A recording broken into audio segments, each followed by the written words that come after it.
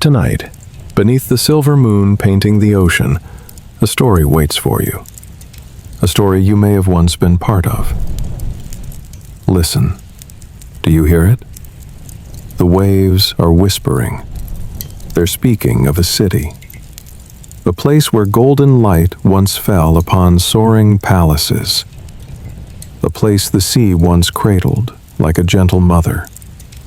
And then one night, it all vanished. In just one day and one night. They call it Atlantis. But here's what they never tell you. Atlantis didn't just sink beneath the waves. Something far deeper happened. Something that's happening right now, in this very moment, to all of us. I'm going to share a secret with you tonight. A secret that history has never spoken. And by the end of this journey, you'll understand why we still search for Atlantis, why we dream of it, why it haunts us. Because Atlantis isn't what you think it is. If you're still listening, if you're still here with me, leave a comment. Just the number 1, so I know you're walking this path beside me. And if you want to travel through time with us every night, hit that subscribe button. Because stories like this, they're not for everyone. They're only for those who still believe in magic. Now, take a deep breath. Close your eyes if you wish. Let my voice guide you. We're going back in time to an afternoon in Athens, where the story of Atlantis was first told. Chapter 1. Echoes from Ancient Athens. You're standing on a stone-paved road. Afternoon sunlight warm on your skin. You can smell olive trees, that sweet, sharp scent of ripening fruit. Around you rise white marble columns, towering and majestic, silent guardians of knowledge.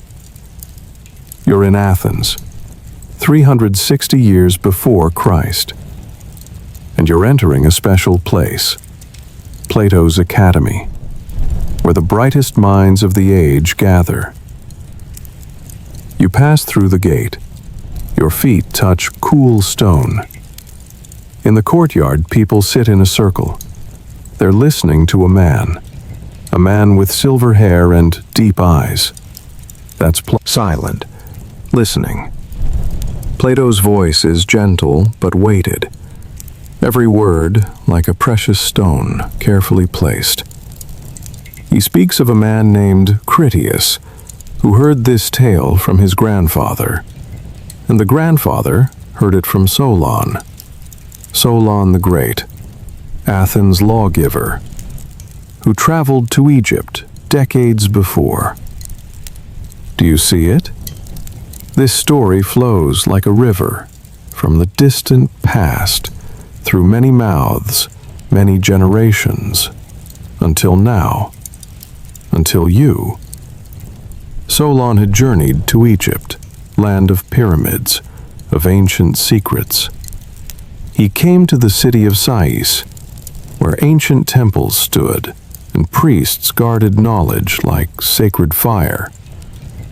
And these priests told Solon a story.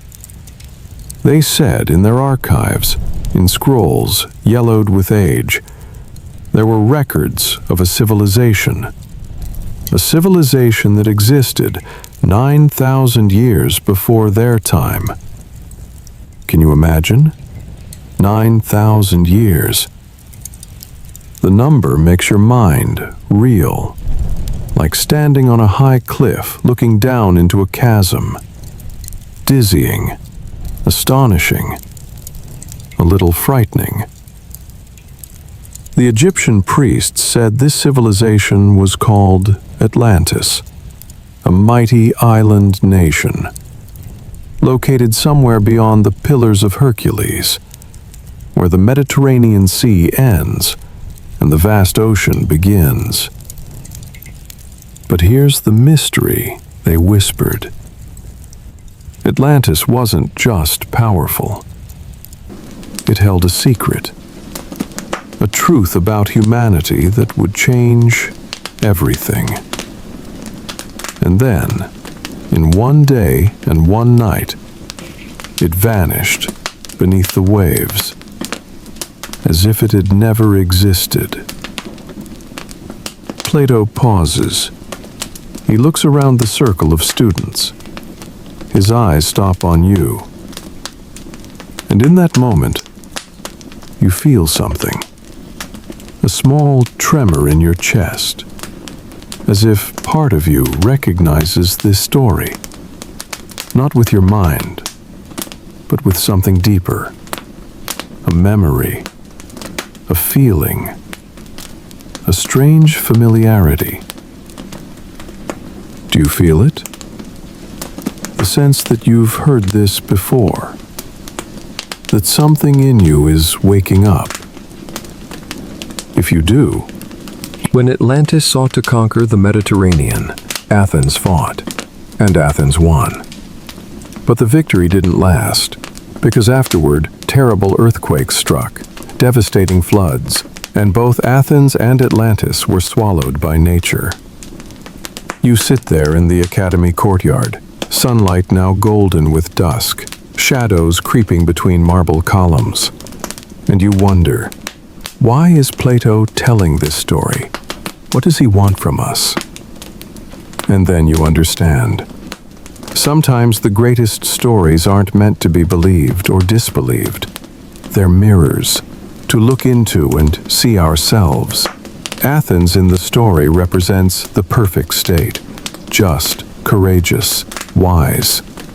Atlantis represents a fallen empire, noble at first, but corrupted by power and wealth.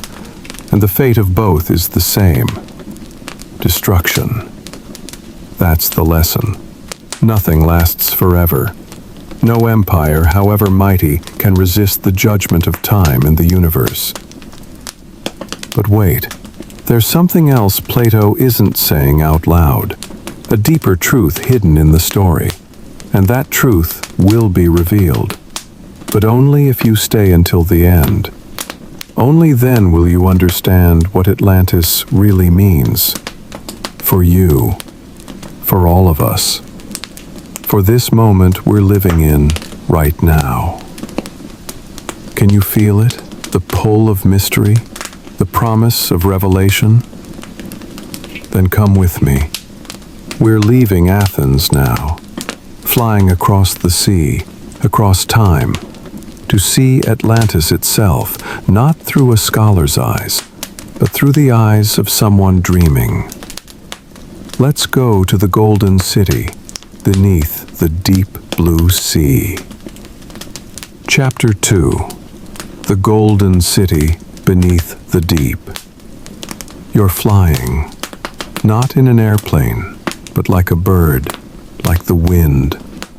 Below you stretches the sea, deep blue, endless, waves rolling like folds in silk. And far ahead, you see it, an island. No, not just an island, a city gleaming under the sun like a massive diamond floating on the ocean. That's Atlantis. You descend, and now you see it clearly.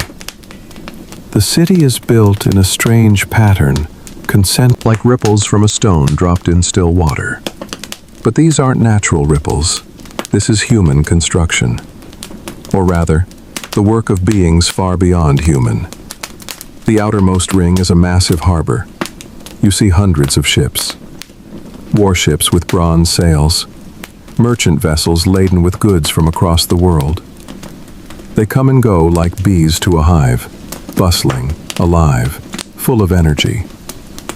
You fly inward, through a wide canal big enough for the largest ships. And now you see the first wall, higher than any wall you've ever seen, and it's covered in brass. The entire wall from base to top, gleaming like fire under the sun. You fly on, through the first ring of land, where houses stand, Markets bustle, voices echo. You hear people buying and selling, laughter, singing. Life here is full, vibrant like a painting in the brightest colors. Then you reach the second wall. This one is covered in tin, light reflecting from it softer, like moonlight. And you fly deeper still, into Atlantis's heart. The final wall makes you squint, it's so bright. It's covered in a metal Plato called orichalcum, a legendary metal, second only to gold in value. It glows as if fire burns inside it, as if the wall itself is alive, breathing. Finally, you reach the center, the central island, where the royal palace and Poseidon's temple stand. You land. Your feet touch ground. And now you're not a bird anymore. You're yourself, a human being, standing before the greatest construction humanity ever built. But here's what strikes you most. It's not the gold, not the size. It's the feeling, the weight of ambition, the shadow of pride. Even in all this glory, you sense something, a crack beneath the surface. You step inside the temple, and your breath stops. At the center stands a statue, Poseidon, the sea god. He stands in a chariot pulled by 6 winged horses, the entire statue cast in gold. So tall his head nearly touches the ceiling. Light from torches reflects off the golden surface, making the whole room shimmer like a dream. Around the main statue, 100 others, statues of Atlantis's kings, the first 10 kings and their wives, all in gold, all looking down at you with empty eyes but full majesty. You stand there, silent, feeling the weight of this place, the weight of history, of power, of a civilization that reached heights few could imagine. But in your heart, there's a strange feeling, unease, because you know this glitter, all this wealth and power cannot last. Nothing on earth lasts forever. Even gold can tarnish. Even gods can be forgotten. And every empire that rises must fall. This is the law. You step outside. Daylight makes you blink, and you walk through the city. You see wide streets paved with marble, bridges spanning the water rings, decorated with intricate carvings. Everything here is designed with meticulous care, as if the builders wanted to create not just a city, but a work of art, a symphony in stone and metal. You reach the inner harbor, where ships dock side by side. You hear sailors speaking many languages. They come from everywhere, from Egypt with its pyramids, from Mesopotamia with its hanging gardens, from distant lands whose names are now forgotten. All come here, to Atlantis, the center of the world, where all roads lead. You look out to sea. The sun is setting, sky turning orange, then red, then purple. And in that moment, with the last light of day shining on the metal walls, Atlantis looks like a massive jewel burning, beautiful beyond words, and sad beyond measure. Because you know this beauty won't last. Nothing lasts. Material wealth only shines when the soul remains pure. And when the soul begins to darken, no amount of gold can bring light. That's the lesson Atlantis will learn. The bitter lesson. The lesson perhaps all of us must learn.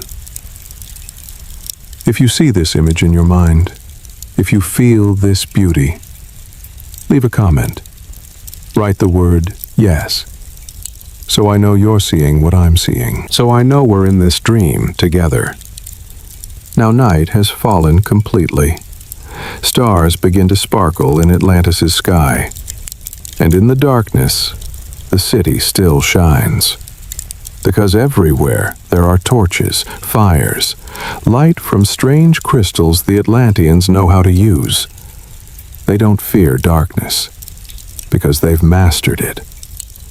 But there's another kind of darkness, a darkness that cannot be driven away by torchlight. That's the darkness in the human soul. And that darkness is beginning to creep into Atlantis, slowly, silently, like morning fog. But we'll talk about that soon. For now, let's enjoy this beauty a little longer. Let's stand by the shore, hear the waves lapping gently, and dream of a time when humans could build such wonders, a time when anything seemed possible, even touching the gods. Chapter 3. From Golden Age to Decline. Time moves like water through your fingers. You can see it happening. You can feel it flowing. But you can never hold it, can never make it stop, can never go back to retrieve what's already passed downstream and disappeared around the bend. And with time, everything changes. Everything. Even Atlantis. Especially Atlantis. You're standing in the same place, on the same shore, looking at the same city. But it's not the same. Years have passed. How many? Decades? Generations? Time in this dream journey doesn't work the way it works in waking life, doesn't follow the same rules, doesn't proceed with the same steady mechanical precision. You've jumped forward, skipped over the intervening years, and now you're here, now, in a present that's still Atlantis, but also somehow not Atlantis. Or not the Atlantis you saw before. Not the golden city in its glory, but something else. Something that looks similar on the surface, but has changed underneath, has rotted from within while maintaining the appearance of health. The sun still shines. The sky is still blue. The sea still rolls its waves endlessly against the shore. The buildings still stand. The walls still gleam. The harbor still bustles with ships. If you didn't know better, if you hadn't seen what came before, you might think nothing has changed. But you can feel it. In the air. In the quality of light. In the way people move and speak and look at each other. Something fundamental has shifted. Something essential has been lost, or is being lost, is in the process of slipping away, even as people go about their daily lives, buying bread and selling fish, and conducting business, and making love and having children, and dying. All the ordinary activities of human existence continuing, while the foundation beneath it all slowly crumbles. You walk into the city, through streets that look the same but feel different. And now you start to notice the details, the small signs of decay that become impossible to ignore once you begin looking for them. The streets are still clean, but not quite as clean. Here and there you see litter, garbage, signs of waste that wasn't there before, suggesting that the systems of maintenance and civic pride that kept the city immaculate have started to break down. The buildings are still beautiful, but some need repairs that haven't been made, paint that's peeling, stones that have cracked and not been replaced, subtle but unmistakable signs that people have stopped caring quite as much, have started to let things slide, have lost some of the perfectionism that built this city in the first place. The public fountains still flow, but the water tastes different, slightly off, as if the springs feeding them have become contaminated, or the filtration systems have stopped being maintained properly. Small things, easy to overlook individually, but together they create a pattern, a trend, a direction of movement that's unmistakably downward. and the people. The people are what really shows the change. In the streets, in the markets, in the public squares, you see faces that have lost something. They're not smiling less, exactly. People still laugh, still joke, still go through the motions of happiness. But it rings hollow somehow. Sounds forced. Like actors performing joy, rather than people genuinely feeling it. You see it most clearly in how they interact with each other. Where before there was openness, now there's guardedness. Where before there was trust, now there's suspicion. Where before there was community, now there's isolation. People walk past each other without making eye contact, without acknowledging each other's existence, each wrapped in a bubble of private concerns and private fears and private griefs that they share with no one. The sense of common purpose that once unified the city has fractured into 1,000 separate purposes, 1,000 individual agendas, each person pursuing their own advantage without regard for the larger whole. In the markets, the change is even more obvious. The merchants still sell their wares, still call out to potential customers, still haggle over prices. But there's a meanness to it now. A sharpness, an edge of desperation or aggression that wasn't there before. They cheat more openly, watering down wine, using false weights, claiming their goods are from exotic locations when they're actually local products relabeled to justify higher prices. And the customers know it, expect it, build it into their own calculations, so that every transaction becomes a kind of war, buyer against seller, each trying to exploit the other, each assuming the other is trying to exploit them. Trust replaced by mutual suspicion and mutual contempt.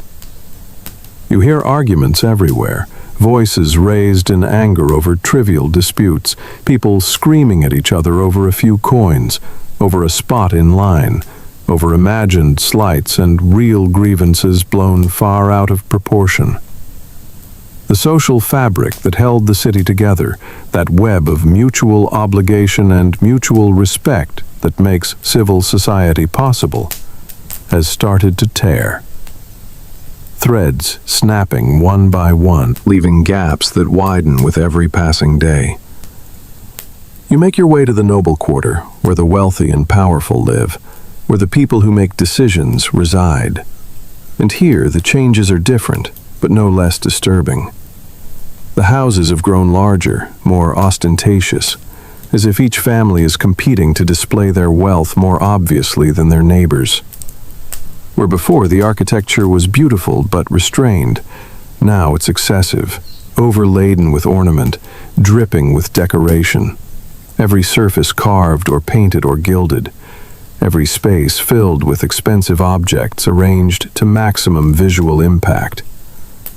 It's impressive in a way, but it's also ugly, because the beauty has been overwhelmed by the display, the aesthetic value sacrificed to the demonstration of wealth.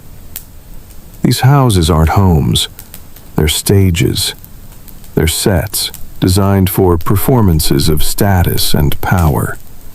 Places where the residents put on shows for each other and for themselves, trying to convince everyone, including themselves, that they matter, that they're important, that their lives have meaning because they own so many things. Inside these houses you see the parties, elaborate banquets that run from sunset to sunrise, with food piled higher than any human could eat. Dozens of courses, hundreds of dishes, things imported from the far corners of the earth at staggering expense, all designed to impress guests who are themselves so wealthy and so jaded that they can barely be impressed by anything anymore. Wine flows like water, not the good local wine that Atlanteans once drank with meals, but exotic wines from distant vineyards. Wine so expensive that a single bottle costs more than a laborer's annual wage. wines that taste no better and often worse than local varietals, but that carry the cachet of rarity and distance and price.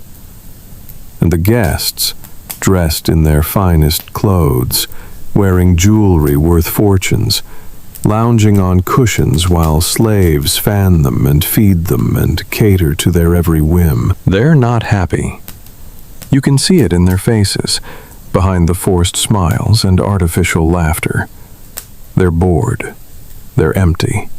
They're chasing pleasure the way a drowning person chases air, frantically, desperately, knowing on some level that they're never going to catch it, never going to be satisfied, but unable to stop trying, because what else is there? What else can they do? What else gives their lives any structure or meaning or purpose when all the old values have been abandoned and nothing has replaced them except more wealth, more luxury, more empty accumulation? In the palace complex, where the 10 kings meet to govern Atlantis and its empire, the corruption is most obvious and most terrible. The kings no longer meet to discuss justice or the welfare of the people or how to maintain the divine principles their ancestors established. They meet to plot against each other, to form alliances and break them, to scheme and backstab and maneuver for advantage.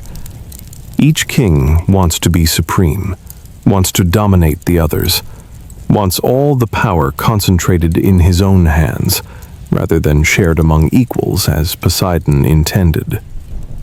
They've forgotten their brothers, forgotten they share divine blood, forgotten they're supposed to serve something larger than themselves.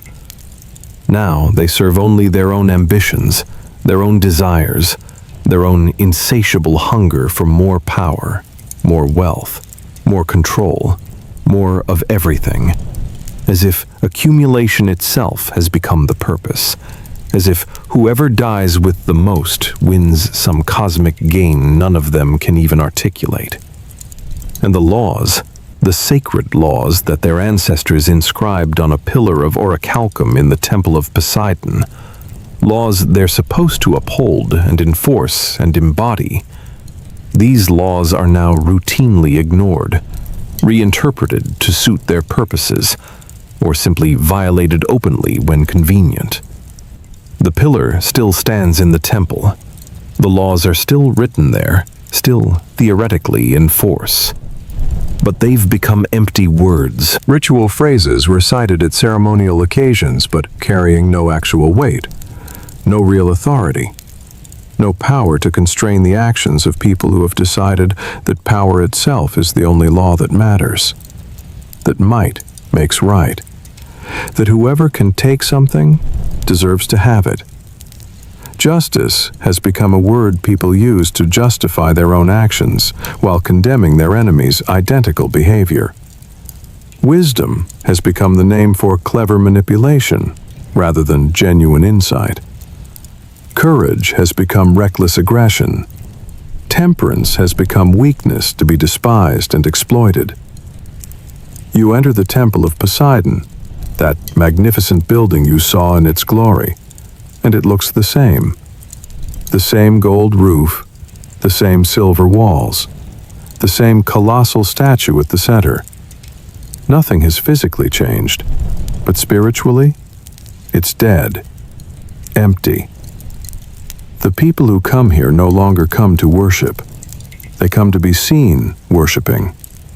They come because it's expected, because it's traditional, because skipping temple attendance might raise questions about their piety, and thus their fitness for power.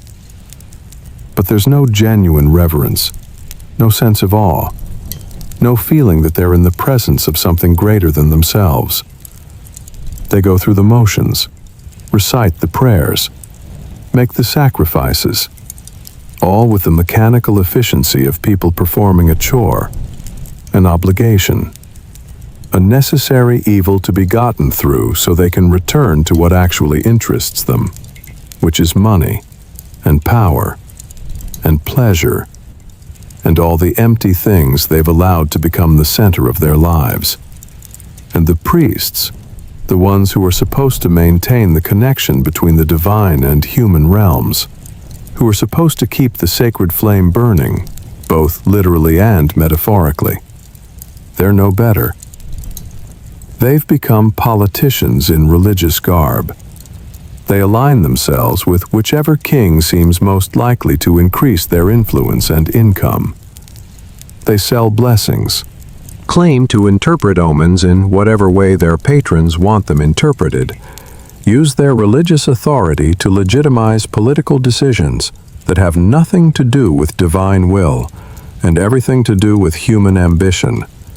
The sacred has become a tool, a means to an end, a commodity to be bought and sold like grain or cloth or slaves. And because the priests have lost their connection to the sacred, because they've allowed the temple to become just another arena for power games and political maneuvering, the entire religious foundation of Atlantean society has eroded, leaving nothing but empty ritual, hollow performance, meaningless form without any authentic content. You leave the temple feeling sick, leave the noble quarter feeling worse, and you climb the hills that surround the city. Climb to a place where you can look down on Atlantis from a distance, see it whole, see its pattern, see what it's become. And from here, from this remove, it still looks beautiful. The walls still gleam, the harbor still bustles, the buildings still rise in harmonious patterns. If you didn't know better, if you couldn't feel the rot beneath the surface, you might think Atlantis was still in its golden age, still at its peak, still the pinnacle of human achievement. But you do know better. You've seen the decay. You've felt the wrongness. And now, looking down at the city from these heights, you can see it clearly. Atlantis is a beautiful corpse. It's still beautiful, yes, but it's dying. It's already dead in some essential way, even though its heart still beats and its lungs still breathe, and it continues to move through the world as if nothing has changed. The soul has left. The divine spark has been extinguished. What remains is just matter, just stuff, just buildings and ships and gold and silver, and people going through the motions of life without understanding what life actually is, or what it requires, or what happens when you abandon the principles that make life worth living. You sit on the hillside as the sun begins to set, painting the sky in those impossible colors that never look quite real. And you think about how this happened. How does a golden age turn into this? How does perfection decay into corruption? How does a civilization blessed by gods and guided by divine wisdom transform into this hollow shell, this simulacrum of greatness that's actually just greed and ambition and fear and emptiness, dressed up in fine clothes and expensive jewelry? And the answer comes to you, not in words, but in understanding. A deep knowing that settles into your bones like cold. It's not complicated. It's not mysterious. It's not even particularly interesting. It's just what happens, always, inevitably. Unless people actively resist it, actively fight against it, actively choose every day to remember what matters and to live according to that memory. Plato explained it. The Atlanteans started with divine blood, Poseidon's blood, and that blood gave them divine qualities: wisdom, justice, courage, temperance, all the virtues that make humans capable of nobility rather than mere survival. But generation by generation, that blood was diluted. They married mortals. had children who were a little less divine, a little more human. And those children had children who were even less divine, even more human. And on through the generations, the divine spark growing dimmer and dimmer, while human weakness grew stronger and stronger, until finally, only the faintest trace of divinity remained. So faint that it could no longer overcome the gravitational pull of human nature. The tendency toward selfishness, toward short-term thinking, toward choosing pleasure over virtue and power over justice. And maybe that's too mythological, too tied to ancient ways of thinking about blood and inheritance and divine ancestry. Maybe there's a simpler way to say it. The Atlanteans forgot. They forgot who they were. They forgot where their greatness came from. They forgot that their power and wealth were consequences of their virtue, not causes of it, not substitutes for it. They started to believe their own mythology in the wrong way, started to think they were great because they were Atlantean, because they were powerful, because they were rich, rather than understanding that they had power and wealth because previous generations had been great, had been virtuous, had built systems and institutions and traditions based on wisdom and justice rather than greed and ambition. And once they forgot that, once they lost that understanding, the decay became inevitable. Because without virtue to guide power, power becomes tyranny. Without wisdom to guide wealth, wealth becomes corruption. Without justice to guide ambition, ambition becomes destruction. Every empire falls from within before it collapses from without. That's the law. That's the pattern. That's what always happens. Always. The external enemies, the natural disasters, the catastrophes that finally destroy a civilization, they're never really the cause. They're just the mechanism, the means by which what's already rotten finally falls apart. The real destruction always happens first inside, in the hearts and souls of people, in the death of virtue and the birth of vice, in the forgetting of what matters and the obsession with what doesn't. Atlantis is falling from within right now, even though most Atlanteans don't see it, don't feel it, don't understand what's happening. They're too close to the process, too immersed in it, too invested in maintaining the illusion that everything is fine, that their power and wealth and glory will continue forever, that they're special, that they're different, that the rules that govern other civilizations don't apply to them. But you can see it. You can feel it.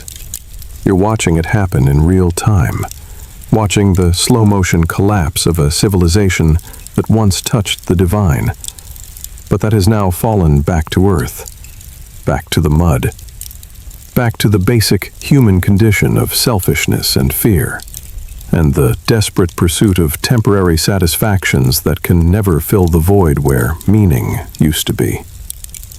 Do you see the parallels? Do you feel the recognition? Do you understand why I'm showing you this?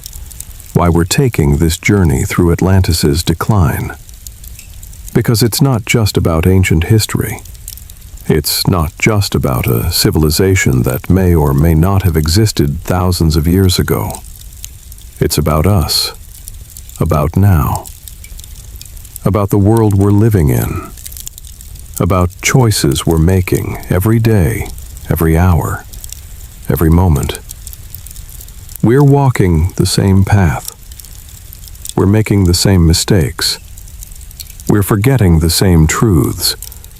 We're prioritizing the same wrong things. We have technology that would seem like magic to any previous age. We have wealth beyond anything Atlantis could have imagined. We have power to reshape the world, to split atoms, to travel to other planets, to manipulate the very building blocks of life. We're gods compared to our ancestors. But have we achieved the wisdom to use that power well?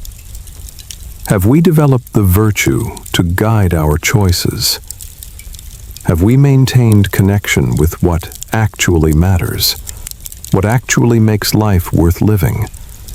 What actually creates human flourishing, rather than just human accumulation? Or have we, like the Atlanteans, lost ourselves in the pursuit of more? Always more. More wealth, more power, more stuff, more distractions, more anything that might fill the emptiness, but that actually just makes it worse, because we're looking for fulfillment in places where fulfillment cannot be found.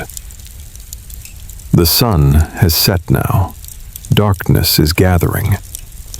And down in the city, lights are coming on, creating the illusion of life, of activity, of ongoing vitality. But you know better. You can see what's coming. You can feel the approaching catastrophe, the way animals feel earthquakes before they strike, the way birds flee before storms, the way all living things possess some instinct for danger that goes deeper than thought, deeper than reason, all the way down to the cellular level, where life itself knows when death is near. Atlantis is going to fall. Not someday in the distant future. Soon. Very soon. And when it falls, it will fall completely, totally, with a finality that erases even memory, that leaves nothing but stories, and stories that most people won't believe. Stories that will be dismissed as myths, as legends, as the exaggerations of poets, rather than the testimony of witnesses. But before we watch it fall, before we witness that final catastrophe, I want you to feel this moment fully. I want you to sit here, on this hillside, in the gathering darkness, and look down at Atlantis in its twilight. Still beautiful, still gleaming, still magnificent, but hollow, dying, doomed. Feel the sadness of it, the tragedy, the waste. Because it didn't have to be this way. That's the real tragedy. Not that it happened, but that it didn't have to happen. That at any point along the path from golden age to decline, the Atlanteans could have stopped, could have looked at themselves honestly, could have chosen to remember what made them great, and to return to those principles, those values, those ways of being that had elevated them above mere survival into something approaching the divine. They could have done that, at any moment, right up until the very end. But they didn't. They chose otherwise. They chose comfort over virtue, wealth over wisdom, power over justice, pleasure over meaning. And now they're going to pay the price. Are we going to make the same choice? Are we going to follow Atlantis into the darkness? Or can we learn? Can we change? Can we choose differently? That's the question this story asks. That's why it matters. That's why it's haunted humanity for thousands of years and will haunt us for thousands more. Because it's not really about Atlantis. It never was. It's about us. About the eternal human struggle between our higher and lower natures. About the choice we face every day between becoming more than we are or sinking back into what we've always been. Atlantis shows us both possibilities, the glory we can achieve and the ruin we can become. Both are real, both are possible, both are always present as options, as paths we can choose to walk. Which will it be? For Atlantis, the choice has been made. For us, that story hasn't ended yet. That choice is still before us, still ours to make, still open, still possible, still real. But not forever, not indefinitely. There's a point beyond which choices become fixed, become irreversible. become destiny rather than decision. And once that point is passed, there's no going back. Only forward, into whatever future we've created through our choices, through our actions, through what we decided mattered, and what we decided we could ignore. Come with me now, down from this hillside, back into the city, because the night is coming. The last night. The night when everything ends. The night when Atlantis sinks beneath the sea. Chapter 4. The night Atlantis sank beneath the sea. That night began like any other. The sun set into the sea. Sky turned deep red. The people of Atlantis went home after a day's work. They ate dinner. They laughed and talked. They didn't know it would be their last dinner. You're standing on the shore, wind blowing stronger than usual. There's a strange smell in the air. Sulfur. The smell of things burning deep in the earth.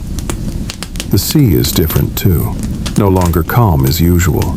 Waves rising unusually high, as if the sea is restless, worried, preparing for something. Seabirds fly to shore earlier than normal. They cry out with strange calls, warning cries, but no one listens. The Atlanteans are too drunk on their wealth, too confident in their strength. They think nothing can hurt them, that they've conquered even nature. But nature cannot be conquered. It only temporarily keeps silent. Night falls. Stars rise high in the sky, but they're not as bright as usual, obscured by strange clouds. Clouds that don't move with the wind. They just hang there, heavy, silent, like giants waiting. And then it happens. At first, just a small rumble, deep underground, like the breath of a massive monster waking from long sleep. Many people don't notice. They continue with their business. But the rumble grows louder, clearer, until the entire city begins to shake. The earth starts to crack. Small cracks at first, then they spread, fast as lightning, running through streets, up walls, into houses. People run outside. They scream. They panic. They don't understand what's happening. And then the real earthquakes begin. Earth shaking, as if a giant hand is shaking it. Buildings start to collapse. Tall walls once covered in brass, tin, and orichalcum, begin to tilt, then crash down. The sound of collapse echoes like thunder. Dust rises, thick and blinding. People can't see more than a few steps ahead. They run, they stumble, they cry out for loved ones, but their screams are swallowed by nature's roar. And the sea. Oh, the sea. The sea begins to recede, pull back from shore, farther still, until you can see the ocean floor. Ships lying sideways on wet sand, fish jumping wildly. And the people of Atlantis, those who survived the first earthquake, look out to sea and feel terrible fear seeping into their bones, because they know what it means. The sea isn't retreating because it's running away. It's preparing to return with 1,000 times the force. And then they see it moves toward them, slowly at first, then faster, bigger. Its roar like 1,000 dragons screaming at once. People fall to their knees. They pray. They beg Poseidon, beg the gods. But the gods are silent. Or rather, they've already spoken. They warned. Through many years, through many signs, but no one listened. And now it's too late. The tsunami hits. It crashes into the shore with indescribable force. Water floods the city like a massive beast, swallowing everything in its path. Buildings that survived the earthquake are now swept away like paper. Glittering metal walls are now buried under thousands of tons of water. Human screams, waters roar, stones collapse, all mixing into a symphony of destruction. A song no one wants to hear, but everyone must.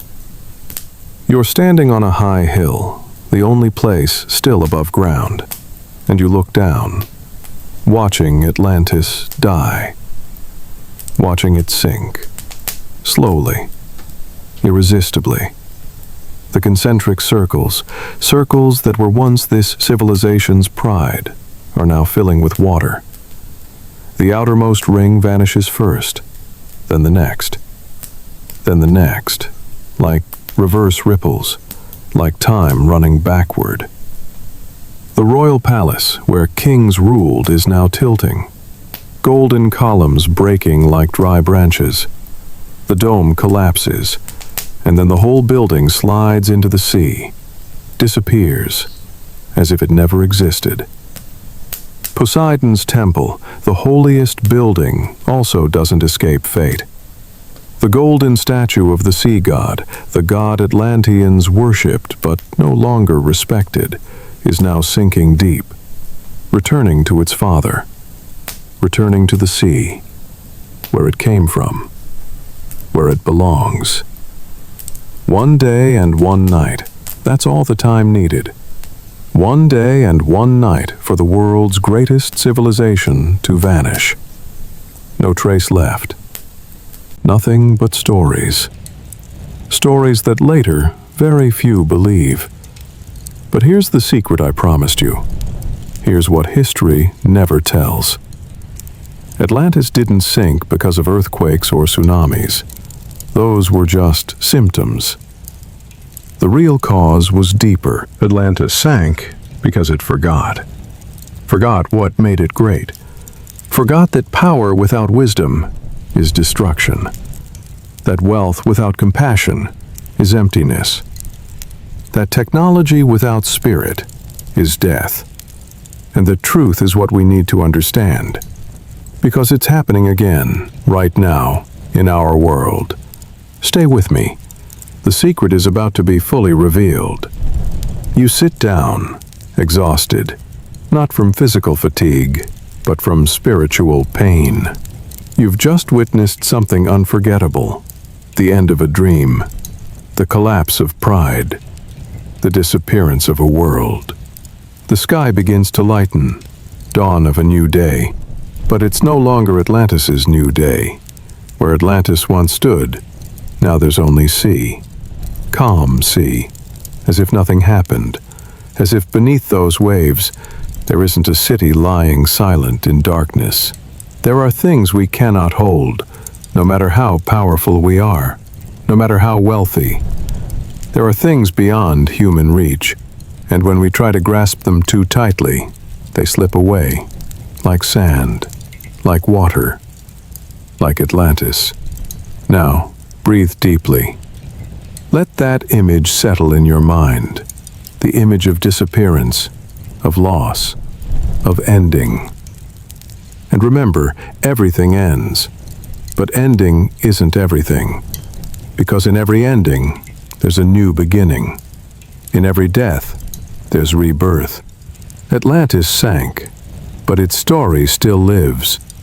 And that story will live forever, as long as there are people telling it, as long as there are people listening, as long as there are nights like this, when you and I sit together, in darkness, listening to the waves, and remembering a city that perhaps we never saw, but feel like we once knew. Chapter 5. The Search Across Centuries. Time doesn't stop, whether Atlantis sank or not. The world keeps turning. Civilizations rise, fall, rise again. And the story of Atlantis, the story Plato told, It doesn't disappear. It spreads, like ripples on water, from Athens to Rome, Rome to Egypt, Egypt to the entire world. Now let me take you jumping through time. We're no longer in ancient Athens. We're in the Middle Ages, the time of monasteries, of monks copying scriptures, of crusades. You're standing in a monastery somewhere in Europe, perhaps France, perhaps Germany, doesn't matter, because in this era all monasteries are the same. Dark, silent, cold, but also the only place still preserving knowledge. You enter the scriptorium, where monks sit dawn to dusk copying ancient books, preserving them, so future generations can read. Light from candles flickers, the smell of ink and old paper thick in the air, the sound of quill on parchment soft as breathing. An old monk is copying one of Plato's books. He reads about Atlantis, and he stops. He looks out the window, toward the distant sea, and he wonders, is this story true? Somewhere beneath those waves, is there a city waiting to be found? But he cannot go search. He's a monk. His work is copying books, praying, not adventuring. So he just copies, and hopes that someday someone will read what he writes, and will go searching. Time passes. We arrive at the Renaissance, the time of Leonardo da Vinci, of Michelangelo, of explorers like Columbus. You're on a ship crossing the Atlantic, heading west, toward lands no one knows. The captain stands on deck. He looks out at the vast sea, and he thinks of Atlantis. He's read Plato. He knows the story. And he wonders, am I sailing over where Atlantis once existed? Beneath these waves are there ruined buildings, golden statues, secrets waiting to be discovered. But the sea is too vast and too deep, and he has no way to go down there. So he just looks and dreams and hopes that someday someone will find it. Jump to the 18th century, the time of Isaac Newton, of Benjamin Franklin, of scientists beginning to use reason to explain the world. You're in a great library, bookshelves reaching the ceiling, filled with books on every subject imaginable. A scholar sits reading.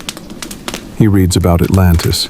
This is just mythology, not real, cannot be real. Because if there was a continent that large, it couldn't vanish in just one day and night. No force on earth could do that. But deep in his soul, a small part still wonders, still hopes, still wants to believe it's possible, that there are things beyond human understanding, that there are secrets science cannot yet explain. The 19th century, the century of archaeologists, of people digging beneath the earth to find traces of the past. You're in Egypt, standing before massive pyramids. An archaeologist is measuring, calculating, trying to understand how the ancients could build such structures. And he thinks of Atlantis.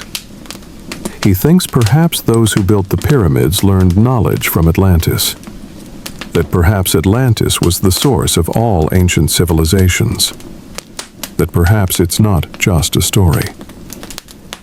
He writes books about it. He convinces others. And for a time, many believe. They begin searching for Atlantis everywhere, in the Mediterranean, in the Atlantic, in Northern Europe, even in Antarctica. Each person has their own theory, their own belief, but no one finds it. Perhaps they're searching in the wrong place, or perhaps they're searching for the wrong thing. But here's what matters. Here's what you need to understand. They're not just searching for a city. They're searching for hope. A belief that there was once a time when humans reached the pinnacle of perfection. That we were once better, wiser, nobler. And that maybe we can reach that again. Sometimes we don't find what we want. We find what we need. And maybe what those searching for Atlantis need isn't to find it, but the journey of searching. Because in that journey, they learn about history, about geography, about science, about themselves. They learn the world is larger than they thought, that the past is more complex than they imagined, that there's much they don't yet know. And that humbles them, makes them more humble, more curious, more wise. So I ask you, is everything coincidence or karma? Is it random that Atlantis' story survives until now? Or is there a deeper reason, a purpose? I don't know the answer, but I know questions like this are more important than answers, because they make us think, make us search, make us never stop learning. Now we'll jump to modern times, our time, the time when technology allows us to dive deep to the ocean floor, survey places no one could reach before. The time when we can, for the first time in history, truly search for Atlantis, not with imagination, but with machines, with science, with technology. And the question is, have we found it? Come with me. We'll dive down deep, down where sunlight cannot reach, down to absolute silence, down to where, if Atlantis exists, it lies waiting, whispering its secrets to the darkness. Chapter 6: Modern Dreams and Discoveries. You're in a submarine, not a military vessel, but a research submersible, small and cramped, its hull a sphere of titanium strong enough to withstand the crushing pressures of the deep ocean, pressures that would collapse a human body like a paper bag, pressures that exist in a realm humans were never meant to visit, where we can survive only inside technological bubbles that separate us from an environment as hostile as outer space.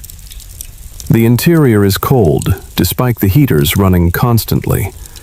Cold seeps in through the metal, through the very atoms of the hull, the cold of water that's never seen sunlight, that exists in perpetual darkness, that maintains a temperature just above freezing, regardless of season or weather or anything happening in the sunlit world far above. Around you are instruments, screens glowing with sonar data and depth readings and temperature sensors, and all the technological marvels that allow humans to descend into the abyss and sometimes return to tell about it. Outside the small viewing port, there's nothing. Absolute darkness. The kind of darkness that doesn't exist on land anymore. Not in the developed world. Not where cities glow all night and streetlights chase away shadows. And darkness has become something quaint, something temporary, something we encounter only by choice or accident. But this darkness is primordial, original. The darkness that covered the face of the deep before God said, "Let there be light." Assuming you believe that story, assuming you believe anything except the evidence of your senses, which right now are telling you that you're suspended in nothing, floating in void, existing in a space that seems to have no connection to the normal world of solid ground and breathable air and sunlight and life. The submarine's exterior lights are off to conserve power, to extend the dive time, to allow the vessel to descend as deep as possible before the batteries run low and force a return to the surface. So you descend in darkness, watching the depth gauge tick upward. 3,000 meters, 3,500, 4,000, going deeper than most of the ocean, approaching the abyssal plain where the seafloor finally levels out, where the continental slopes and underwater mountains give way to vast, flat expanses of mud and ooze that have been accumulating for millions of years, burying whatever exists beneath them, preserving it, or destroying it, or transforming it beyond recognition. The pilot flips a switch. The exterior lights blaze on, piercing the darkness with beams that seem solid, that look like you could walk on them, that illuminate a small sphere of visibility in the infinite black. And you see the seafloor. It appears suddenly, abruptly, materializing out of nothing like a magic trick or a fever dream, flat, featureless, covered in fine sediment that looks like brown snow, that shifts slightly in currents you can't feel, but that the submarine registers as gentle pushes, gentle pulls. The ocean's circulation system operating even here, even in the deepest depths, moving water and nutrients and oxygen, and the few hardy organisms that have adapted to survive in this harsh realm. The sediment is disturbed occasionally by rocks, by outcroppings of harder material that resist burial, that stick up through the soft mud like bones through skin. But mostly it's just flat, empty, lifeless. The kind of landscape that makes you understand why early humans feared the ocean, why they thought it was the realm of monsters and gods, why they believed that sailing too far would take you beyond the world's edge, into regions where natural laws no longer applied, and anything could happen. The submarine moves forward slowly, methodically, following a search pattern programmed into its navigation computer, looking for anomalies, for anything that doesn't fit the natural pattern, for any sign that humans or human structures ever existed here. The sonar pings constantly, sending out sound waves that bounce off objects and return with information about distance, size, composition. The data appears on screens as ghostly images, as shapes that might be meaningful or might be nothing, might be the ruins you're searching for, or might be geological formations that happen to have geometric regularity, that happen to look artificial, when they're actually just nature following mathematical rules that create patterns humans interpret as design. You've been searching for hours. The pilot has been searching for years. This isn't her first dive, not her 100th, possibly not her 1000th. She's devoted her career to this, to methodically surveying the ocean floor, to ruling out locations where Atlantis isn't, to slowly eliminating possibilities, until hopefully, eventually, probably never, she finds it, or proves conclusively it doesn't exist. She glances back at you, catches your eye, gives you a smile that's equal parts encouragement and apology. She knows what you're hoping for. Everyone who comes down here hopes for the same thing, hopes to be the one who finally finds it, who finally proves the story true, who finally gives humanity the answer to a question that's been gnawing at us for thousands of years.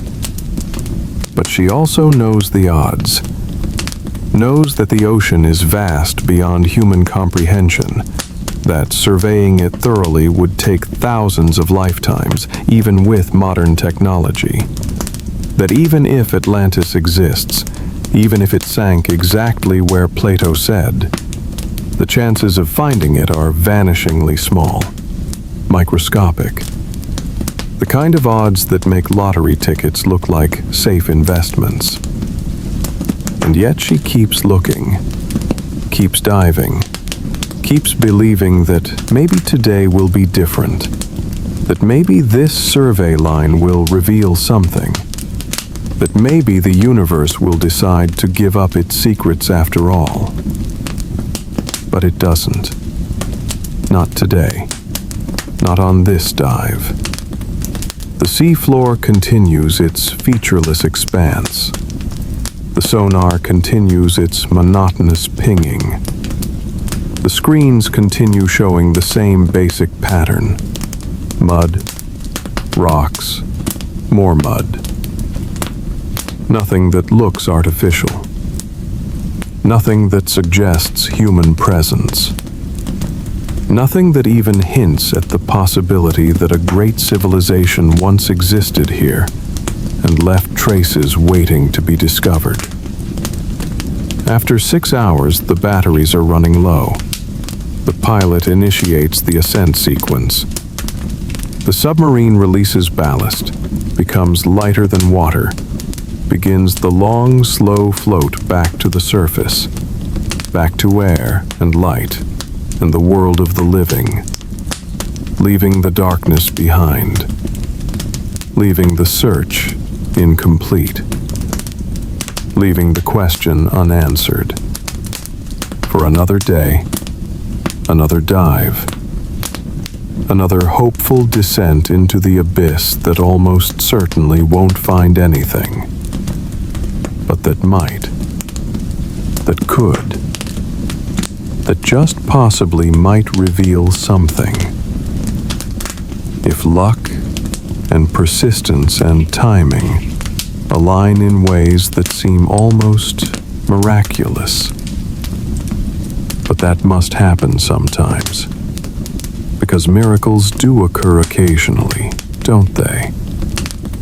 Against all odds, against all reason, against everything we know about probability and causation and how the universe actually works.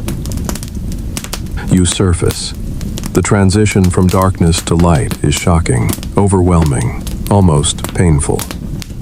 You'd been in the dark so long that your eyes had adjusted, had expanded their pupils to catch every available photon, had become sensitive to wavelengths they normally ignore.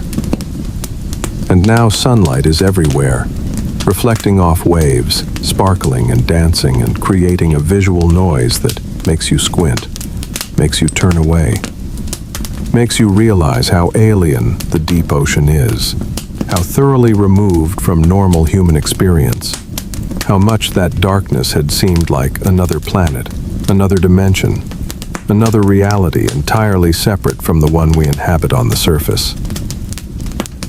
The research vessel retrieves the submarine, winching it aboard with practiced efficiency. The hatch opens. Fresh air floods in, displacing the stale, recycled atmosphere that had been sustaining you, bringing scents of salt and diesel, and cooking food from the galley, and all the ordinary smells of a ship at sea. You climb out on unsteady legs, your body remembering how to balance on a moving deck, your inner ear recalibrating to the pitch and roll of surface waves after the stable suspension of neutral buoyancy far below. An old man waits on deck. He's been waiting for hours, watching the dive clock, monitoring communications, pacing in that particular way that people do when they're trying to stay calm, but are actually consumed with anticipation and hope and fear.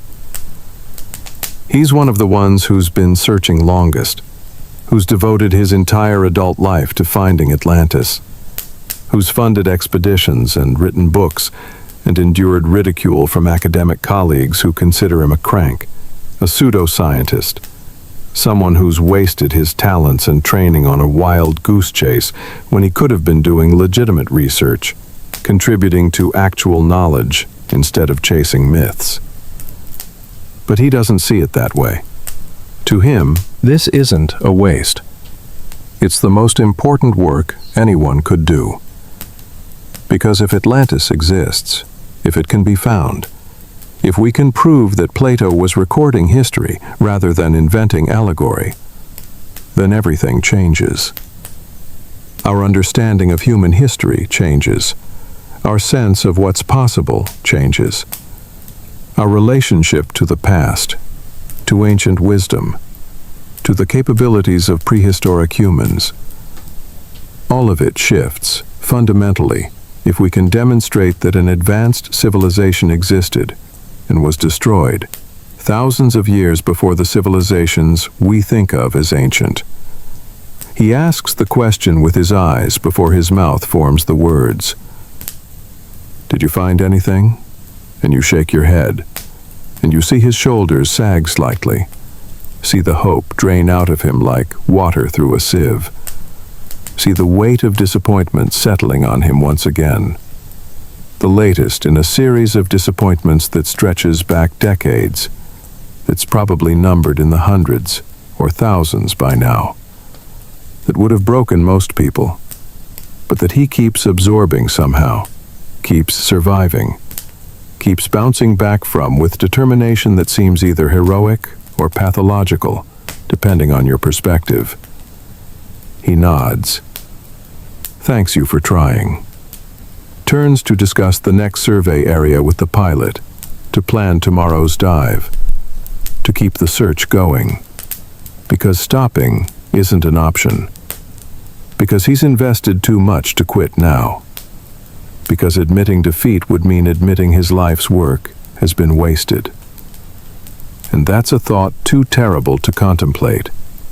Easier to keep diving, keep searching. Keep believing that the next site, the next survey, the next technological advancement will finally reveal what all previous efforts have failed to find. You leave the ship when it makes port, walk through the busy harbor that could be anywhere, that looks like every port city with its cranes and containers and ships from a dozen countries unloading goods and taking on cargo in the endless flow of global commerce that binds the world together, that makes everywhere seem like everywhere else, that erases distinctiveness in favor of efficiency and standardization and the smooth operation of supply chains. You find an internet cafe, one of those places that still exist despite smartphones making them obsolete in most places, and you sit at a terminal and search for Atlantis. The results are overwhelming. Thousands of pages, hundreds of theories, countless people claiming they found it, that they know where it is, that they can prove Plato was right if you'll just read their book or watch their documentary or send money to fund their expedition. Santorini, Cuba, the Bahamas, Antarctica, the North Sea, the Mediterranean, the Caribbean, the Atlantic Ocean, the Pacific Ocean. Every body of water on Earth, and several on other planets, because some people claim Atlantis wasn't even terrestrial, that it was a colony established by extraterrestrials, or a remnant of an even more ancient global civilization that spanned continents and had technology we still haven't recovered. Each theory has its proponents, each location has its evidence, each researcher is convinced they're right, and everyone else is wrong, or lying, or part of some conspiracy to suppress the truth. The community of Atlantis seekers has fractured into competing camps, each with its own websites and forums and conferences, each attacking the other's theories while promoting their own, each absolutely certain that they've solved the mystery that has eluded everyone else. And reading through it all, clicking link after link, falling down rabbit holes of speculation and pseudoscience, and occasionally legitimate archaeology mixed with wild interpretation, you feel something strange. Not disappointment exactly, not skepticism, though there's plenty to be skeptical about, but a kind of sadness, because these people want so badly to find it, need so badly for it to be real, have invested so much of their lives and identities in the search that finding nothing, proving it doesn't exist, accepting that Plato invented it as allegory, would destroy something fundamental in them, would leave them adrift, purposeless, deprived of the quest that gave their lives meaning and structure and direction. And maybe that's okay. Maybe that's even good. Because what's the alternative? Stop searching? Accept that some questions can't be answered, live with uncertainty and ambiguity, and the uncomfortable truth that the universe doesn't owe us explanations, that reality is under no obligation to make sense or provide closure or reveal its secrets just because we're curious. Most people can't do that.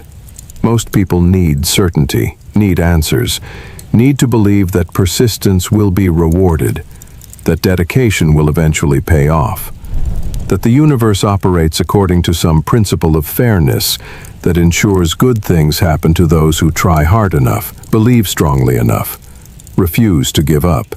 Atlantis gives them that, gives them a reason to keep trying, keeps hope alive, even if it's false hope, even if the thing they're hoping for doesn't exist and never did. The hope itself is real. The search itself has value. The community itself provides meaning and purpose and connection to others who share the same obsession, the same dream, the same refusal to accept conventional wisdom about what's possible and what isn't. You close the browser, leave the cafe, walk along the waterfront as evening settles in, as the sun begins its descent toward the horizon, painting the sky in those impossible colors that make you remember Atlantis in its glory, that make you think about beauty and impermanence and all the things we lose not because we don't value them, but because time doesn't care what we value, because entropy doesn't respect human wishes, because the universe operates according to laws that have nothing to do with fairness or justice, or giving us what we think we deserve.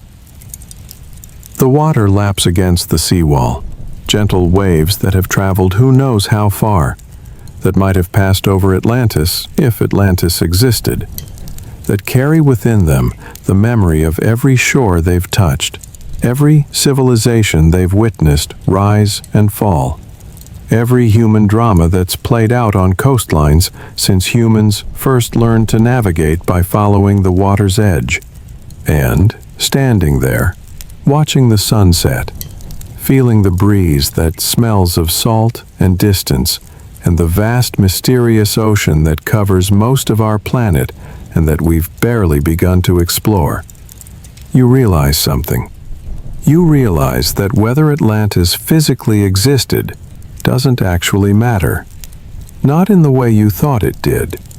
Not in the way the researchers and seekers and believers think it does.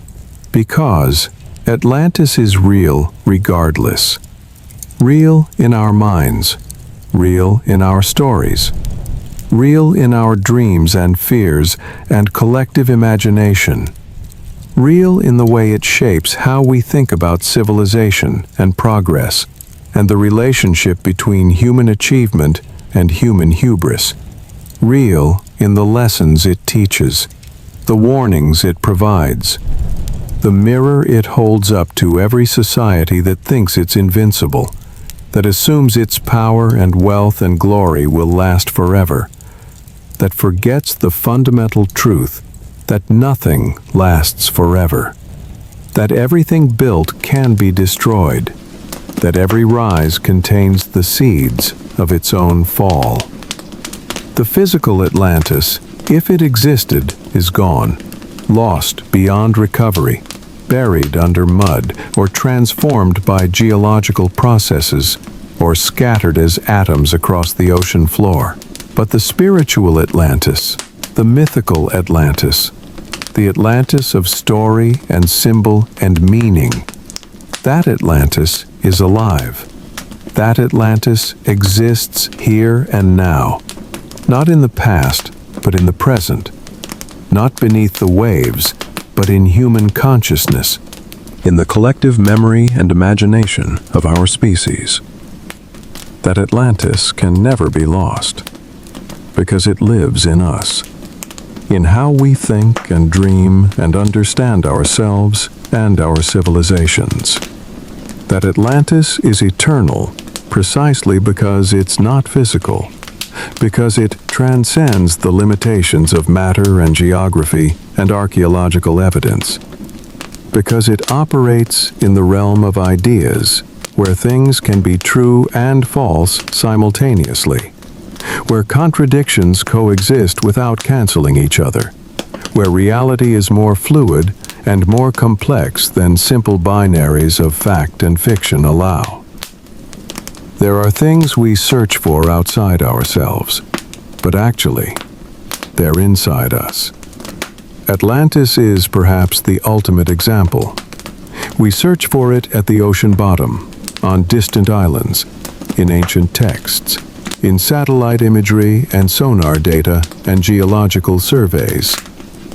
We search everywhere, except the one place it actually exists, which is in our own hearts and minds, in our own longings and fears, in our own understanding of what civilizations can become and what they can lose. The external search is important. It drives exploration and discovery and technological advancement. It keeps us curious and active and engaged with mystery. But the internal search, the recognition that Atlantis is ultimately about us, about our choices and values and the kind of world we're creating, that's the search that actually matters. That's the search that can actually find something. That's the search that might actually change us in ways that matter. If you're feeling a melancholy longing for something you can't quite name, for something that feels like home, even though you've never been there, write the word calm in the comments.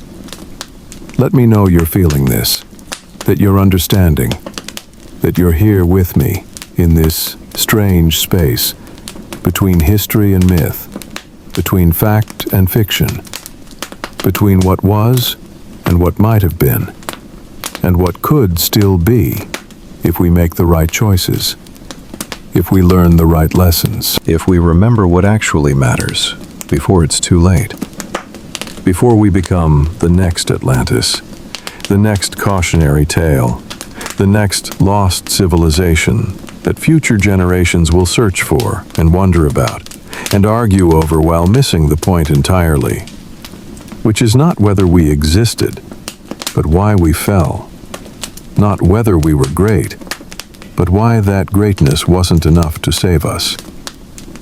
The sun touches the horizon. The sky turns from blue to orange to red to purple in that ancient progression that has marked the end of days since days began, since light and darkness were separated, since time itself started its inexorable march from past to future, carrying everything along, whether we're ready or not, whether we understand or not, whether we've found what we're looking for or not. Tomorrow there will be more dives, more surveys, more searches, more people refusing to give up, refusing to accept that some questions might not have answers, refusing to stop hoping that the next discovery, the next breakthrough, the next technological miracle will finally reveal what has remained hidden for so long. And maybe they're right. Maybe Atlantis will be found. Maybe one day someone will send up images that show unambiguous evidence of human structures, of cities and streets and buildings beneath the waves, of physical proof that Plato was recording history rather than inventing philosophy. Or maybe it won't. Maybe the search will continue forever, never finding, never proving, never settling the question, but also never giving up, never surrendering, never accepting defeat. As long as humans exist to dream about lost civilizations and golden ages and times when we were better than we are now. Both possibilities are okay. Both have value. Both serve purposes that matter.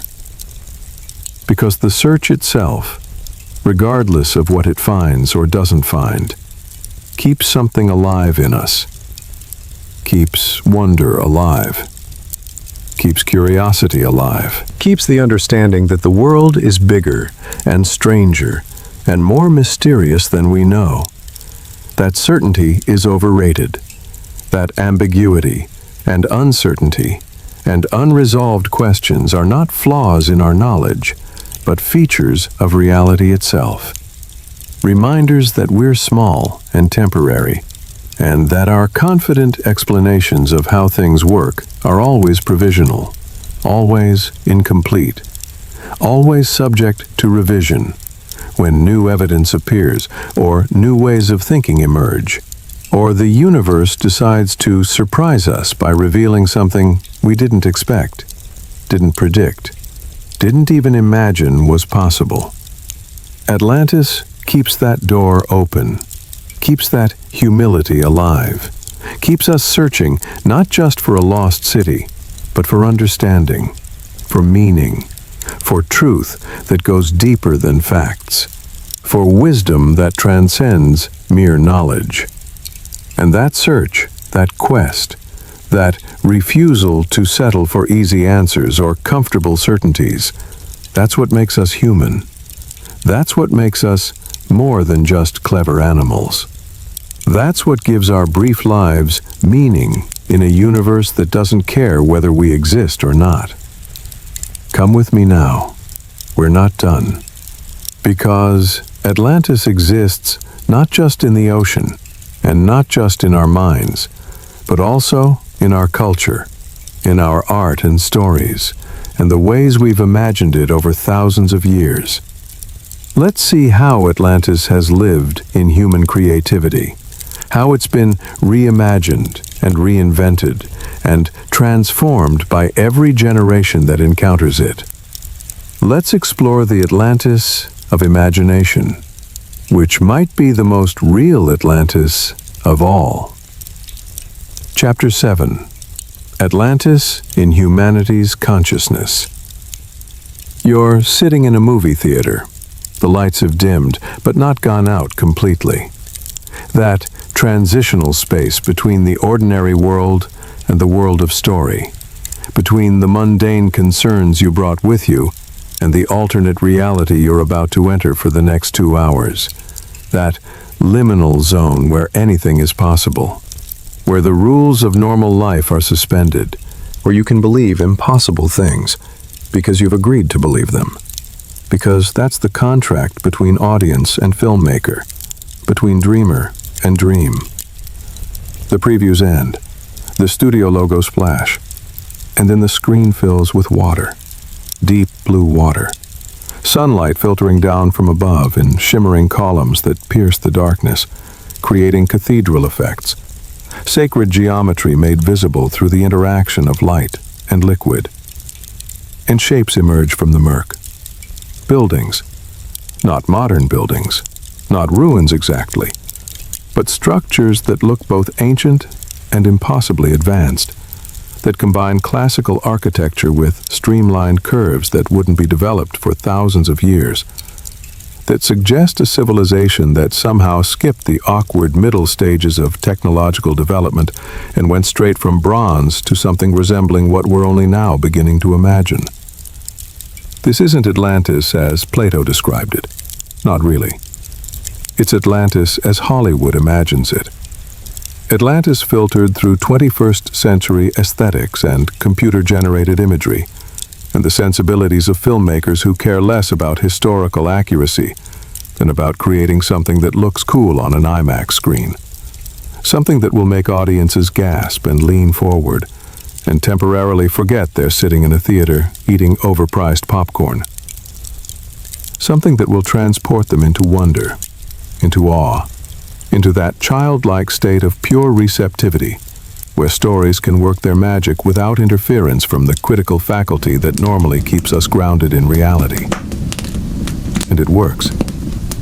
Despite knowing it's fiction, despite understanding that this is someone's creative interpretation with no basis in archaeology or scholarship or anything except imagination and the desire to entertain, you feel it. The pull. The fascination, the sense that you're seeing something important, something that matters, something that touches some deep chord in human consciousness, that responds to stories about lost civilizations and ancient wisdom, and the tragedy of greatness falling into darkness. The camera glides through underwater streets. Schools of fish swim through buildings, darting through windows and doors, moving with the grace and purpose that make you realize they're not just living here, but have adapted to this place, have made it their own, have transformed ruins into habitat, death into life, ending into beginning. Coral grows on statues.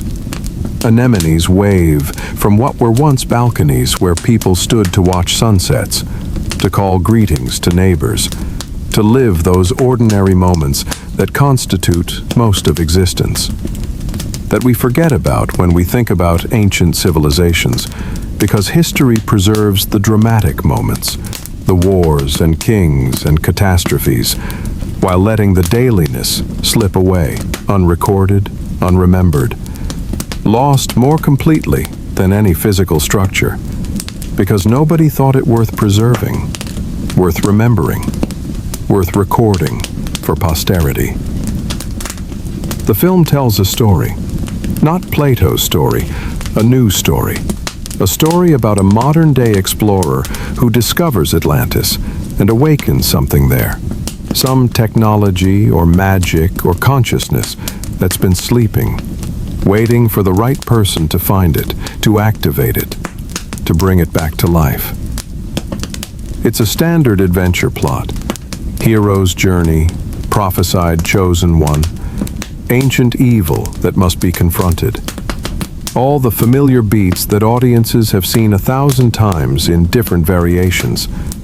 But the Atlantis setting elevates it, makes it feel fresh, makes it feel like it's about something more than just the surface plot. Like it's engaging with deeper questions about human nature and civilization, and the cyclical patterns of history that see societies rise and fall in endless repetition. Each one thinking it's different, thinking it's learned from past mistakes, thinking it will be the one that breaks the cycle and lasts forever. You watch the film, you enjoy it. It's entertaining in exactly the ways it's supposed to be entertaining. But as the credits roll, and the lights come up, and you shuffle out with the crowd, blinking in the brightness of the lobby, returning to the ordinary world of car keys and phone notifications, and the question of what to have for dinner, you realize something. The film, for all its spectacular visuals and exciting action sequences and big-budget production values, didn't really teach you anything about Atlantis. Couldn't teach you anything because it wasn't trying to. It was using Atlantis as a setting, a backdrop, a collection of visual motifs and thematic elements that could support the story the filmmakers wanted to tell. Atlantis was a means to an end, not the end itself. And that's okay. That's how stories work. That's how they've always worked. Take something from the collective imagination, something with weight and resonance and emotional charge, and use it as raw material for new creations, new interpretations, new ways of engaging with eternal themes. You walk from the theater to a bookstore, one of the few remaining physical bookstores, holdouts against the digital tide that's made books into files and bookstores into quaint relics of a pre-internet age. But this one survives because people still want the experience of browsing physical books, of discovering things by accident rather than algorithm, of letting their attention wander and settle on covers and titles that catch their eye for reasons they can't fully articulate. You find the history section, then the mythology section, then ancient civilization section. And in each one, you find books about Atlantis, dozens of them. Scholarly works attempting to locate Atlantis geographically, archaeological analyses of Plato's descriptions, historical investigations into Mediterranean Bronze Age civilizations that might have inspired the story, geological studies of natural disasters that could match the catastrophe Plato described. And alongside the serious scholarship, the speculation, the theories, the wild ideas, books claiming Atlantis was real and located in dozens of mutually exclusive places. Books claiming Atlantean survivors brought civilization to Egypt, to China, to Mesoamerica, to everywhere humans built anything impressive because apparently humans couldn't have done it themselves, couldn't have independently developed agriculture and architecture and astronomy, needed some ancient advanced civilization to teach them, to jumpstart their development, to provide the knowledge and skills they otherwise wouldn't have possessed. You pick up a novel, Historical fiction set in Atlantis at the height of its power, following a family through generations as the civilization slowly corrupts, as moral decay sets in, as the Golden Age gives way to something darker. The author has clearly done research, has incorporated details from Plato's dialogues, has imagined the daily life of Atlanteans with care and attention, and the kind of thoughtful speculation that good historical fiction requires. But it's also clearly fiction. The characters think and speak like modern people. The concerns they grapple with are contemporary concerns, dressed in ancient clothing. The romance subplot that drives much of the narrative follows conventions that wouldn't be developed until novels became a thing thousands of years after Atlantis supposedly sank. And yet it works. You read the first chapter, standing there in the bookstore aisle. You're drawn in, despite yourself, despite knowing its invention, despite understanding that this isn't history, but imagination. Because the story is good. The characters are compelling. The world feels real, even though you know it's not. And maybe that's enough. Maybe that's actually better than dry historical accuracy would be. Maybe fiction can convey truth more effectively than facts, can make us understand things emotionally that we couldn't grasp intellectually, can teach lessons that scholarship can't teach because scholarship speaks to the mind, while fiction speaks to the heart. And the heart is where meaning lives, where values form, where the understanding that actually changes behavior originates. You leave the bookstore without buying anything, because you can get everything cheaper online, and you're broke anyway, and you've already got a stack of unread books at home that you keep meaning to get to, but never quite find time for, because there's always something more urgent, more immediate, more demanding of attention than reading. You walk through the city, your city, whatever city you're in. It doesn't really matter, because cities have become increasingly similar, increasingly homogenized. The same stores, the same restaurants, the same coffee shops with the same menus and the same aesthetic. Globalization making everywhere look like everywhere else, erasing distinctiveness in favor of efficiency and brand recognition, and the smooth operation of capital flows that require standardization, require predictability, require that a Starbucks in Tokyo feel identical to a Starbucks in New York, to a Starbucks in Sao Paulo. And as you walk, you start noticing Atlantis everywhere. Not literally, obviously, but references, allusions. The name used for things that want to evoke mystery, sophistication, lost glory. A restaurant called Atlantis, promising seafood and an atmosphere of underwater elegance, with decor featuring statues and columns that vaguely suggest ancient civilizations without committing to any specific one. A hotel called the Atlantis Resort, luxury accommodations for people who want to feel like they're experiencing something extraordinary, something removed from ordinary life, something that justifies the premium prices, because you're not just renting a room, you're buying an experience. You're temporarily inhabiting a fantasy that the name Atlantis helps create. A video game called Lost City of Atlantis, promising adventure and puzzle solving and the thrill of discovering secrets that have remained hidden for millennia, all from the comfort of your couch, all without the inconvenience of actual research or diving, or risking your life in the deep ocean, pursuing what's almost certainly an impossible dream. Atlantis has been colonized by commerce, transformed from mystery into marketing, reduced from philosophical allegory into brand name, into shorthand for a particular set of associations that advertisers can exploit, that product developers can leverage, that anyone trying to sell something can use to add a veneer of sophistication or mystery or ancient wisdom to whatever they're pushing. And you could be cynical about that, could see it as corruption, as degradation, as taking something sacred and profaning it for profit. But maybe it's also evidence of something else. Evidence of how deeply Atlantis has penetrated our culture, how thoroughly it's become part of our collective consciousness, how universally recognized the name is, how immediately people understand what it's meant to evoke, how reliably the associations trigger, even when we know they're being manipulated, even when we understand we're being marketed to, even when our critical faculties are fully engaged and warning us not to be sucked in by clever branding that's exploiting our nostalgia and longing and deep human need to believe in something greater than the mundane reality we actually inhabit. You find yourself at an art gallery, a contemporary art gallery featuring a show called Submergence, Visions of Atlantis. You weren't looking for it, just stumbled across it. But now that you're here, you go in.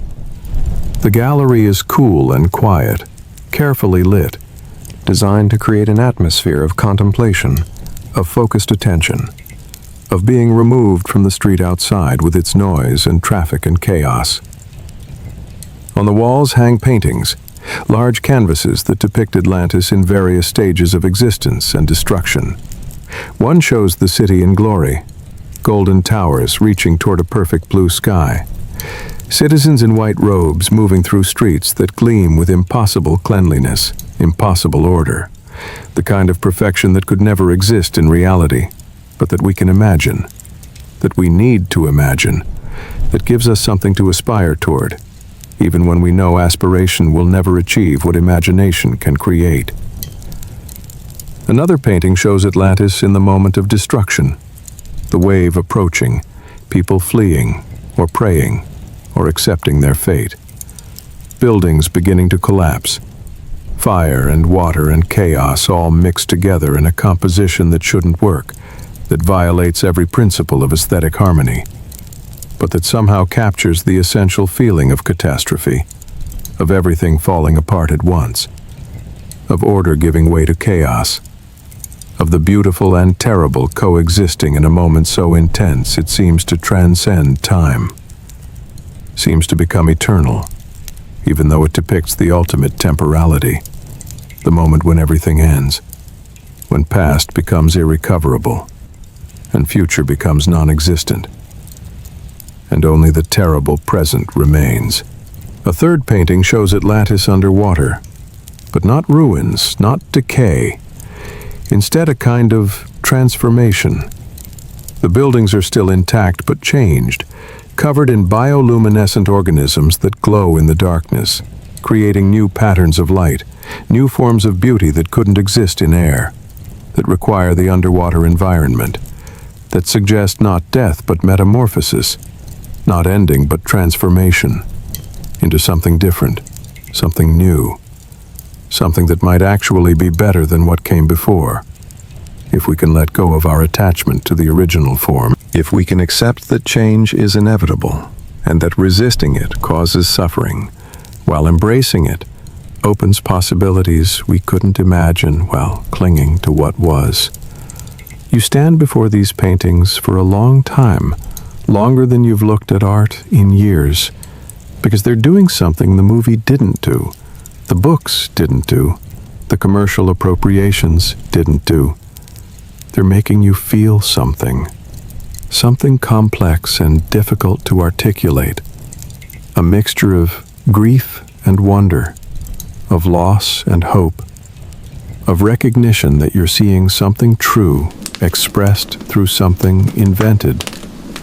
The paintings aren't historically accurate, can't be, probably depict things that never existed, but they're true anyway, true in a deeper sense, true to the emotional and spiritual reality of what Atlantis means, what it represents, what it makes us understand about ourselves and our civilizations, and our relationship to time and change, and the inevitable decay of everything we build, everything we love, everything we think will last forever. Other people are in the gallery, not many, Art galleries never have crowds unless there's free wine and it's an opening, but a few, and you watch them as they look at the paintings, see how they react.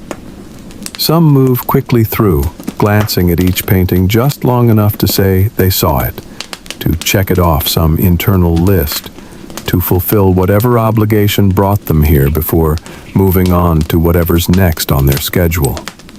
But others stop, stand, look, really look, and you can see it happening, see them being affected, see the paintings reaching into them and touching something, making contact with some part of their consciousness that usually stays hidden, usually stays protected behind the defenses we all maintain against feeling too much, against caring too deeply, against opening ourselves to experiences that might hurt, might challenge, might change us in ways we can't control. One person, a young woman, stands crying silently in front of the destruction painting.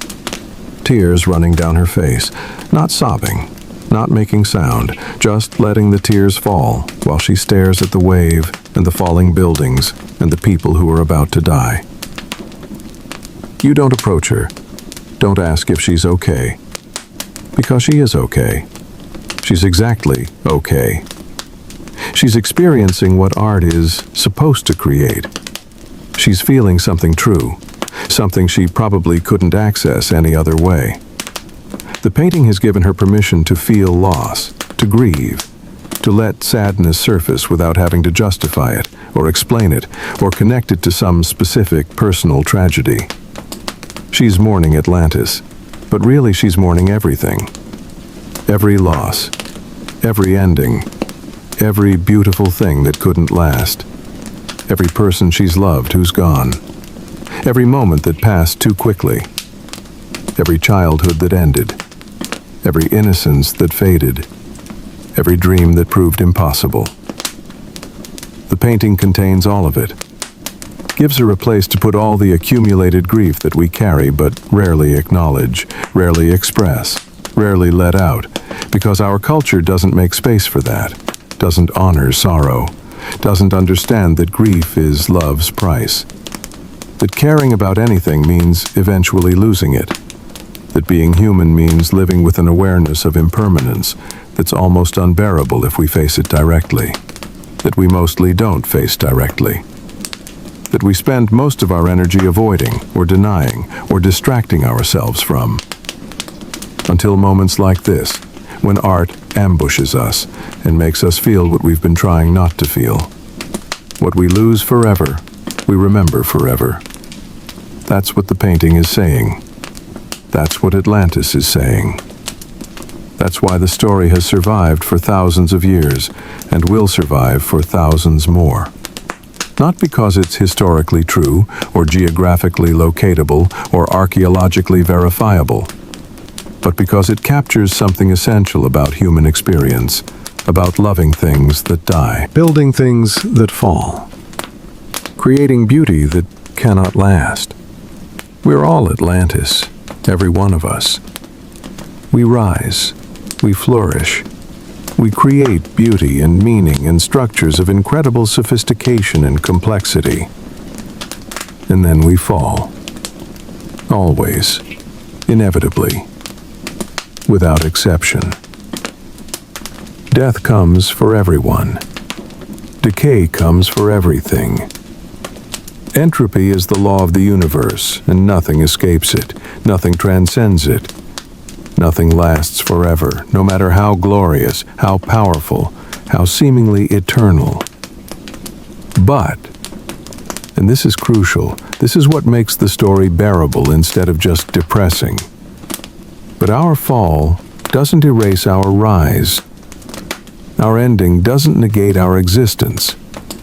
The fact that Atlantis fell doesn't mean it wasn't great, doesn't mean its beauty was an illusion, doesn't mean the people who lived there, who loved there, who created there, who experienced joy and sorrow and all the complex feelings that make us human, doesn't mean their lives were meaningless just because they ended. We remember them. We tell their stories. We're still talking about them thousands of years later. That's not nothing. That's actually everything. Because memory is how we defeat death. Story is how we transcend time. Art is how we touch eternity, even though we're mortal, even though we're temporary, even though we're as impermanent as everything else that exists. Have you ever dreamed of a place you've never been? A place that feels like home, even though you've never lived there, never visited, never had any physical contact with? That's what Atlantis is. That's why it matters. It's the home we remember, even though we've never been there. It's the place we long for, even though it doesn't exist. It's the perfection we imagine, even though perfection is impossible. And that longing, that yearning, that sense of something lost that we need to find, that's not weakness. That's not foolishness. That's not pathology that needs to be cured. That's the most human thing about us. That's what makes us capable of more than mere survival. That's what drives us to create, to explore, to search, to refuse to settle for what is, when we can imagine what might be, what should be, what could be, if we were better, wiser, more connected to the divine spark that makes us more than just clever animals. Atlantis lives in us, in our dreams, in our art, in our stories, in our refusal to forget, in our insistence that beauty matters even though it fades, that greatness matters even though it falls, that meaning matters even though we're small and temporary, and our entire existence is just a brief flicker between infinite darknesses. Atlantis is the name we give to everything we've loved and lost, everything we've built and watched crumble, everything we've achieved and seen fade. It's the city of memory, the city of dreams, the city that exists not in space, but in time, not in geography, but in consciousness, not in the past, but in the eternal present, where all stories are always happening, where Atlantis is always rising, and always falling, and always being mourned, and always being celebrated, and always being searched for, and always being lost, and found, and lost again, in endless cycles that mirror the cycles of our own lives, our own civilizations, our own inevitable journey from birth through flourishing, into decay and death, and hopefully, eventually, transformation into something new, something different, something that remembers what came before, while becoming something that couldn't have existed without that passing, that ending, that loss, that makes space for new beginnings. You leave the gallery. The sun is setting. The same colors that painted Atlantis' sky in its last moments are painting your sky now. Orange and red and purple, and that particular shade of blue that exists only at twilight, that transitional time between day and night, when anything seems possible, when the ordinary world becomes strange, and the strange becomes ordinary, and you can believe things you couldn't believe at noon or midnight. You walk slowly, in no hurry, thinking about what you've seen, thinking about Atlantis in movies and books and restaurants and video games and paintings and all the ways it's been imagined and reimagined by every generation that encounters it. Thinking about how a story Plato told 2,400 years ago has become part of our cultural DNA, has infected human imagination so thoroughly that we can't escape it, can't stop thinking about it, can't stop creating new versions and new interpretations and new ways of engaging with themes that never get old, because they're about things that never change, that are always relevant, that speak to every generation because they're about the essential human condition that transcends time and culture and technology and all the surface differences that make us think we're different from our ancestors, when really we're the same, facing the same questions, grappling with the same fears, hoping for the same impossible things. The story isn't over, will never be over. As long as humans exist, as long as we build civilizations and watch them change, as long as we create beauty and see it fade, as long as we love things that die and dream about perfection that can never be achieved, Atlantis will matter, will mean something, will teach lessons that need to be learned over and over, because we forget them. Because every generation has to discover these truths for themselves. Because wisdom can't be inherited, only earned through experience, through loss, through the painful recognition that nothing lasts forever, except, paradoxically, the stories we tell about things not lasting forever. Come with me. We have further to go, because we need to understand what science says, what evidence exists, what can be proven and what can't, what's real in the material sense, and what's real in other ways that matter just as much, if not more. We need to separate fact from fiction, while also understanding that the separation itself might be artificial, that the boundaries might be more fluid than we think, that reality might be larger and stranger and more accommodating of paradox than our either-or thinking usually allows. Chapter 8. What Science Says About Atlantis. You're standing in a laboratory.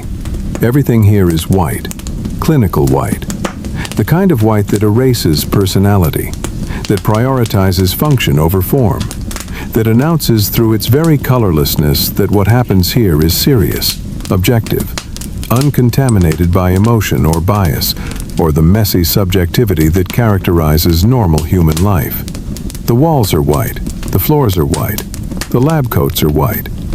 Even the light seems white, not the warm yellow of sunlight or the soft orange of firelight, but the harsh, flat, color-corrected white of fluorescent bulbs, designed to show things exactly as they are, to eliminate shadows and ambiguity, and any possibility of misperception. The air smells of chemicals.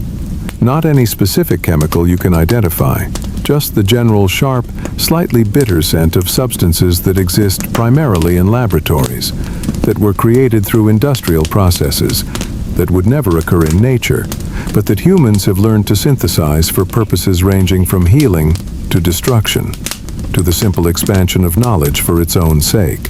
A geologist stands at a workbench, examining a rock sample through a stereoscopic microscope that magnifies its surface features to show textures and structures invisible to the naked eye. The rock came from the Atlantic Ocean floor, retrieved by a deep-sea drilling operation that cost millions of dollars and years of planning, that required ships and equipment and expertise that only a handful of institutions in the world can muster. That represents the cutting edge of humanity's ability to study our planet's hidden places. The geologist is looking for evidence, any evidence, something that would suggest this rock, this small piece of the ocean floor, was once part of a continent, was once above water, was once capable of supporting human civilization. She's looking at mineral composition, at crystal structures, at signs of weathering that would indicate exposure to air rather than constant submersion.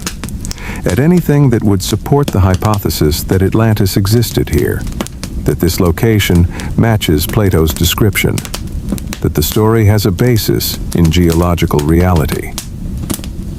She finds nothing. The rock is basalt, volcanic rock formed at mid-ocean ridges where tectonic plates separate and magma wells up from the Earth's mantle, solidifying as it contacts cold seawater, creating new ocean floor in a process that's been operating continuously for hundreds of millions of years, long before humans existed, long before mammals existed, long before anything resembling complex life walked or swam or flew anywhere on this planet. The basalt structure tells a story, a clear story, an unambiguous story. It formed underwater. It has always been underwater. It has never been exposed to air. It has never been part of any continent. It's ocean floor, pure and simple. And it's been ocean floor for approximately 60 million years, give or take a few million, which seems imprecise until you realize that even the shortest estimate is thousands of times longer than human civilization has existed, thousands of times longer than anatomically modern humans have existed. So far in the past that it becomes almost meaningless, almost impossible to comprehend, except as an abstract number that the mind can process intellectually, but can't really feel, can't really understand in any visceral way. The geologist makes notes, updates her database, adds this sample to the hundreds of others she's analyzed, all telling the same story, all providing the same disappointing answer to the same hopeful question. She's not surprised, hasn't been surprised in years. When you've examined enough samples, when you've seen enough data, when you've applied scientific methodology rigorously and consistently, the results become predictable. The ocean floor in the Atlantic is old, ancient, undisturbed by anything resembling recent catastrophic submersion of continental-scale land masses. If Atlantis existed where Plato said it did, if it sank approximately 12,000 years ago, if it was as large as he claimed, there would be evidence, obvious evidence, unmistakable evidence. Sediments showing rapid burial, disturbed stratigraphy, fragments of continental rock mixed with oceanic basalt. Something, anything. But there's nothing. The ocean floor is exactly what it should be if no large island ever existed there and no catastrophic sinking ever occurred. It's exactly what geology predicts for a normal, stable, undramatically boring piece of ocean floor that's been sitting there minding its own business for millions upon millions of years. You move to another room, another laboratory, another scientist pursuing another angle. This one is an underwater archaeologist, though right now she's not underwater but sitting at a computer, examining images captured by remotely operated vehicles that can descend to depths no human could survive, that can spend hours methodically surveying the seafloor, that send back high-resolution video and sonar data that reveals the ocean bottom with unprecedented clarity. She's looking at formations off the coast of Bimini, underwater structures that have sparked decades of excitement and speculation, and claims that they're remnants of Atlantis, that they're too regular to be natural, that they show clear signs of human construction. The images show rectangular blocks, linear arrangements, features that from certain angles look artificial, look constructed, look like walls or roads or foundations of buildings. But the archaeologist knows better, has seen these patterns before, has learned to distinguish between things that look artificial and things that are artificial, between apparent design and actual design, between patterns that trigger our pattern recognition systems and patterns that actually resulted from intentional human activity. She points at the screen, explains to you, though you haven't asked, though she's really explaining to herself, reinforcing her own understanding through the act of articulation. The blocks are limestone, beach rock specifically, a type of limestone that forms naturally in shallow marine environments through cementation of sand and shells and other sediments. And limestone, when subjected to geological stress, fractures in predictable ways. It breaks along natural planes of weakness.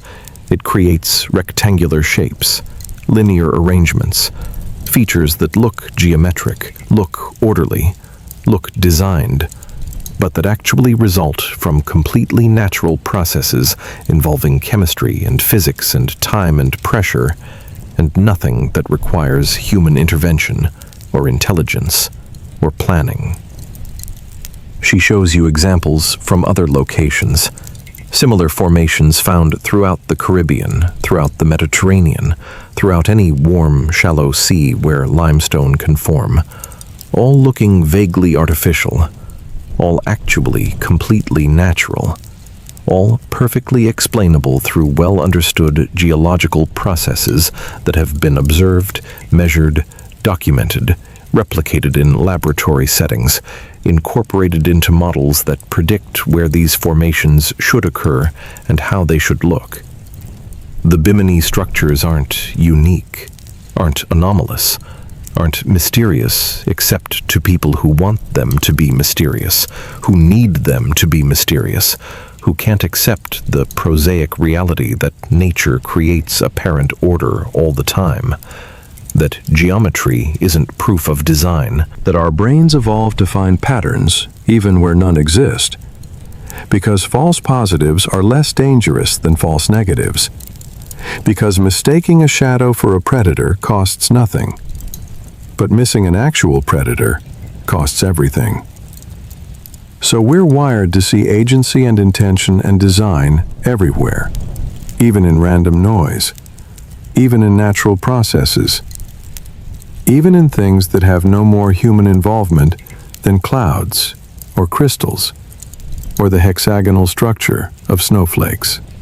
She's examined the Bimini structures directly, has dived there multiple times, has measured and photographed and taken samples, has applied rigorous archaeological methodology, the same methods that have successfully identified genuine underwater ruins of ancient cities throughout the Mediterranean, that have located and documented shipwrecks and harbors and human artifacts in dozens of locations worldwide. And every test, every measurement, every analysis has confirmed the same conclusion. Natural formation. No evidence of human modification. No artifacts associated with the structures. No tools, no pottery, no anything that would indicate human presence during the time period when these rocks were above water. If they ever were above water, which the geological evidence suggests they weren't. The Bimini structures aren't Atlantis, aren't ruins of any civilization, aren't even interesting from an archaeological perspective, except as a cautionary tale about confirmation bias, about seeing what we want to see, about how difficult it is to remain objective when we're emotionally invested in a particular outcome. You move to a third room, a historian's office this time, not a laboratory. Books everywhere. Floor-to-ceiling shelves packed with volumes in multiple languages: Greek, Latin, Egyptian hieroglyphs in translation, medieval manuscripts, Renaissance texts, Enlightenment philosophy, modern scholarship, the accumulated written heritage of humanity, or a tiny fraction of it anyway, because no personal library could possibly contain everything, even if that were desirable, even if more books always meant more knowledge, rather than sometimes just meaning more noise, more information that obscures rather than illuminates, more data points that make patterns harder rather than easier to discern. The historian sits among these books like a spider in a web, each thread connecting to some piece of human thought, some attempt to understand, some effort to make sense of our species' past and present and possible futures. She's been studying ancient texts for decades, has read Plato's dialogues in the original Greek, can recite passages from memory, knows the Timaeus and Critias as intimately as she knows her own life story. And she's searched, oh, how she's searched, through every surviving text from the ancient world, through Egyptian records and Mesopotamian tablets, and every scrap of writing that's come down to us from civilizations that existed during or before the time period when Atlantis supposedly flourished. Searching for corroboration, for any other source that mentions Atlantis, that confirms Plato's account, that provides independent evidence that the story has historical, rather than purely philosophical origins. And she's found nothing. Absolutely nothing. Plato mentions Atlantis. Plato's student Crantor wrote a commentary on the Timaeus that apparently accepted the story's historicity, though that commentary itself is lost, and we know of it only through references in later sources. And that's it. That's the entire ancient evidence base for Atlantis. Two men, teacher and student, both living in the same city, within a generation of each other, both part of the same philosophical tradition. Nobody else. Not Herodotus, who traveled widely and recorded every strange story and local legend he encountered. Not Thucydides, who documented Greek history with meticulous attention to sources and evidence. Not any Egyptian priest or scribe whose writings have survived. Not any Mediterranean sailor or merchant or traveler whose accounts have been preserved. Just Plato. Only Plato. And that omission is deafening. Because if Atlantis was real, if it was as large and powerful and threatening as Plato claimed, if it waged war against Athens and threatened the entire Mediterranean world, then everyone would have known about it. Everyone would have remembered it. It would have been the defining event of its era, the kind of thing that gets incorporated into every culture's historical memory, that shows up in multiple independent sources, that leaves traces in archaeology and geology and the collective consciousness of every civilization that survived it. But there's nothing. The silence is absolute. And in historical research, silence is itself evidence. Not conclusive evidence, not proof, but a strong indication that the event in question either didn't happen or didn't happen in the way described. The historian explains this carefully, precisely, with the kind of measured professional caution that characterizes good scholarship. She's not saying Atlantis definitely didn't exist. She's saying there's no evidence it did exist. And there's significant evidence suggesting it didn't, at least not as Plato described it, not as a vast maritime empire that threatened the Mediterranean world 9,000 years before his time. She offers alternative theories, possibilities that might explain where Plato got his story without requiring belief in a literal Atlantis. Maybe he was inspired by the Minoan civilization on Crete, which was destroyed by natural catastrophe, which had advanced technology and maritime power, which fits many aspects of the Atlantis description if you adjust the timescale and the geography, and accept that details got changed through retellings or through Plato's creative elaboration. Maybe he was incorporating memories of the Bronze Age collapse, that mysterious period around 1200 BC when multiple civilizations around the Mediterranean fell simultaneously, when cities burned and literacy disappeared and populations declined dramatically for reasons that remain unclear, but that might have included earthquakes, droughts, invasions, or some combination of all three.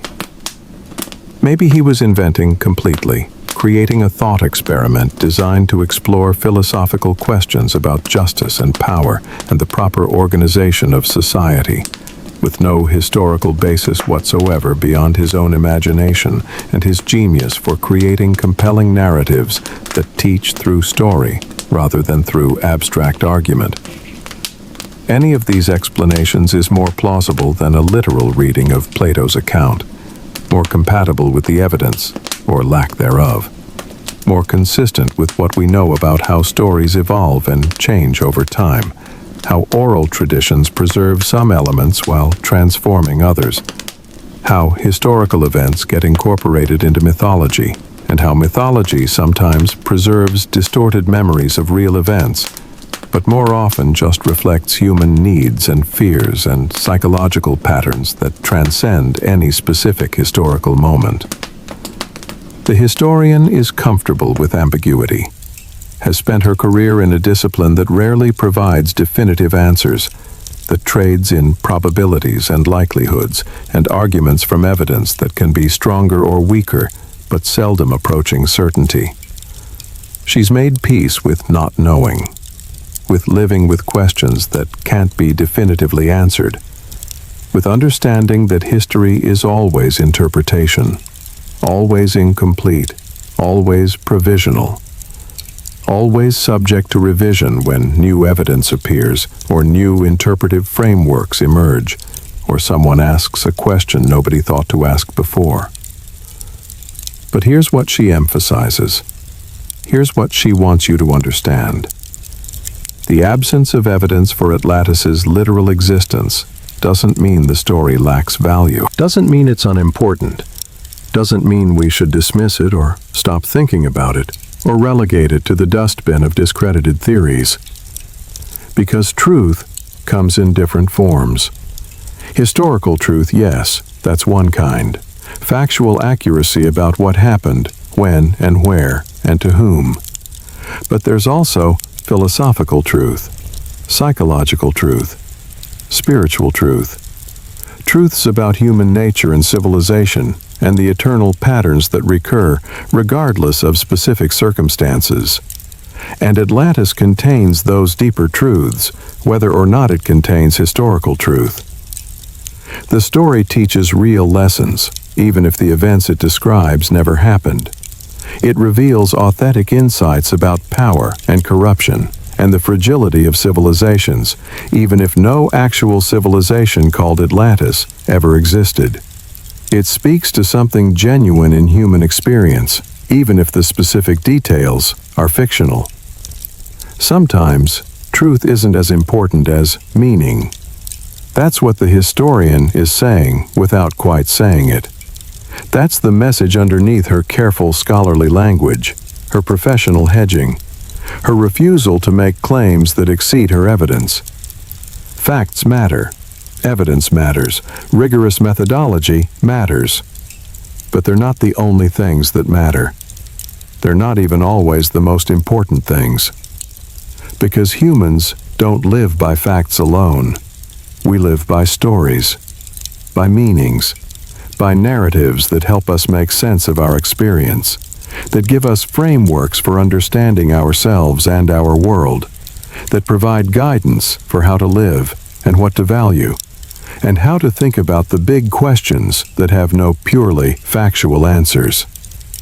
And Atlantis provides that, has provided it for thousands of years, will continue providing it for thousands more, regardless of whether archaeologists ever find physical ruins, regardless of whether geologists ever confirm that a large island sank catastrophically 12,000 years ago, regardless of whether historians ever discover independent corroboration of Plato's account. You leave the historian's office. Step outside the university building into afternoon sunlight that feels shocking after the artificial light of laboratories and offices. You breathe deeply, filling your lungs with air that smells of grass and car exhaust and someone's cigarette smoke, and all the ordinary sense of the everyday world that continues its business without caring about Atlantis or science or the relationship between truth and meaning. You walk through campus, past students hurrying to classes, or sprawled on lawns, pretending to study, while actually watching videos on their phones, or just soaking up sun and youth, and the temporary freedom of these years before the full weight of adult responsibility descends. They're young. They believe in things, have energy and idealism, and the confidence that comes from not yet having encountered enough failure to make them cautious, cynical, resigned to the world's imperfections. And you think about what the scientists said. The clear, unambiguous message from multiple disciplines, multiple methodologies, multiple independent lines of evidence, all pointing to the same conclusion. Atlantis, as Plato described it, didn't exist. Can't have existed. The geology doesn't support it. The archaeology doesn't support it. The historical record doesn't support it. Every rigorous investigation, every serious study, every application of scientific method to the question has come up empty. No physical evidence, no corroborating sources, no plausible mechanism for how a continent-sized island could sink without leaving obvious traces. The verdict is clear. Atlantis is mythology, fiction, allegory, a story Plato invented to make philosophical points, to teach lessons about justice and power and the nature of ideal societies with no basis in historical reality beyond whatever vague inspirations he might have drawn from real events that he transformed beyond recognition in the service of his philosophical agenda. And yet something in you resists that conclusion, rebels against it. Not because you have evidence the scientists missed, not because you found some logical flaw in their reasoning, but because accepting their verdict feels like losing something, like closing a door that should stay open, like foreclosing possibilities that should remain live options, even when they're implausible, even when they're unlikely, even when every reasonable analysis suggests they're false. Because what if they're wrong? What if science, for all its power and rigor and impressiveness, is missing something? What if there are forms of truth that can't be captured by geological analysis or archaeological excavation or historical source criticism? What if Atlantis exists in ways that transcend physical evidence, that operate in dimensions science can't measure, that matter despite being unprovable or even disprovable by conventional methodology? That's wishful thinking. You know that. That's the kind of reasoning that leads people to believe things without evidence, to maintain beliefs despite contradicting evidence, to create unfalsifiable hypotheses that can accommodate any observation and therefore explain nothing. That's the path to pseudoscience, to conspiracy theories, to epistemic closure, where no amount of evidence can change minds that are committed to believing, regardless of what reality says. You know this. You understand the dangers. You recognize the slippery slope. And yet, the knowledge doesn't make the feeling go away. Doesn't eliminate the sense that something important is being lost when we reduce Atlantis to allegory, when we file it away under myths debunked and move on to other questions, other mysteries, other possibilities that haven't yet been foreclosed by scientific investigation. Maybe that's okay. Maybe we're supposed to live in this tension between what science tells us and what our hearts want to believe, between evidence and imagination, between the world as it is and the world as we wish it could be. Maybe trying to resolve that tension, to eliminate the ambiguity, to achieve certainty one way or the other. Maybe that's a mistake. Maybe the question is more valuable than any answer could be. Maybe the search matters more than the finding. Maybe we need Atlantis to remain mysterious, to remain unknowable, to remain forever, just beyond the reach of definitive proof or definitive disproof. Because that's what keeps us searching, keeps us wondering, keeps us believing that the world is larger and stranger and more wonderful than our current understanding can accommodate. Sometimes truth isn't as important as meaning. You keep coming back to that, keep circling around it, because it's hard to accept if you've been trained to value truth above all else. If you've internalized the scientific worldview that says reality is what it is, regardless of what we want or believe or hope for, that facts don't care about our feelings, that the universe operates according to laws that have nothing to do with human desires or human values or human needs. All of that is true, and yet meaning matters too. Stories matter. The ways we make sense of our experience matter. The narratives we use to organize our understanding of ourselves and our world matter. And sometimes, maybe often, those stories and meanings and narratives aren't scientifically true, but are true in other ways that matter just as much, if not more. Atlantis is true as a story, even if it's false as history. That's what you're coming to understand. That's the reconciliation between the scientific verdict and your emotional resistance to it. Atlantis teaches real lessons about real things, even if the events it describes never happened. It reveals genuine insights about human nature, even if the civilization it describes never existed. It matters, deeply and profoundly, to thousands or millions of people who've been moved by it, inspired by it, changed by it, regardless of whether it has a basis in archaeological fact. And that mattering is itself a kind of truth. Not historical truth, not scientific truth, but truth nonetheless. The truth of meaning, of significance, of impact on human consciousness and human culture, and the ways we understand ourselves. Stay with me. We're almost done. Almost at the end of this journey through Atlantis and time and memory and meaning. But there's one more place we need to go. One more thing we need to understand. We need to look at our own world, our own time, our own civilization that right now, at this moment, is following the same path Atlantis followed, is making the same mistakes, is heading toward the same fate. If we don't learn, if we don't change, if we don't understand that the warning Plato gave us 2,400 years ago is more urgent now than it's ever been. Come with me. Let's look at ourselves with clear eyes. Let's see what we're becoming.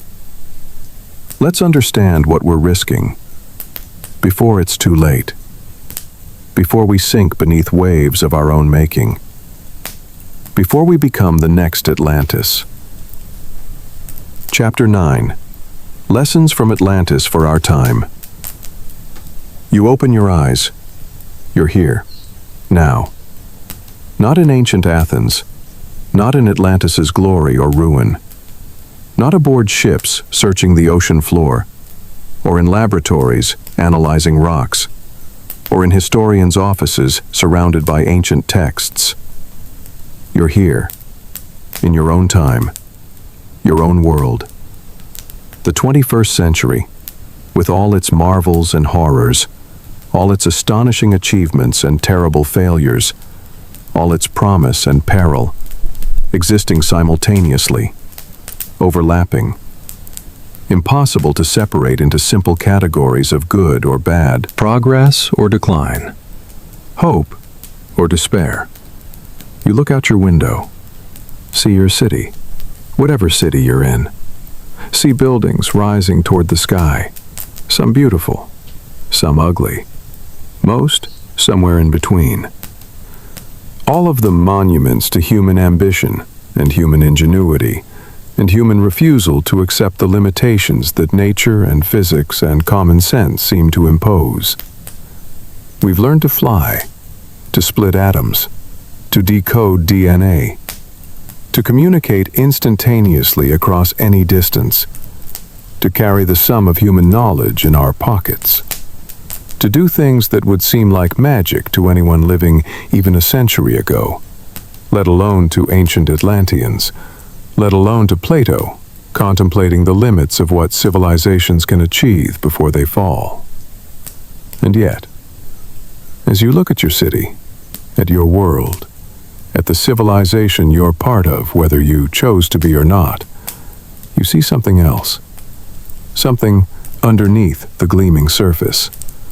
Something that makes you think of Atlantis not as it was in its golden age, but as it was in its decline, in that long, slow period of decay, when the buildings still stood and the walls still gleamed, but the soul had already started dying.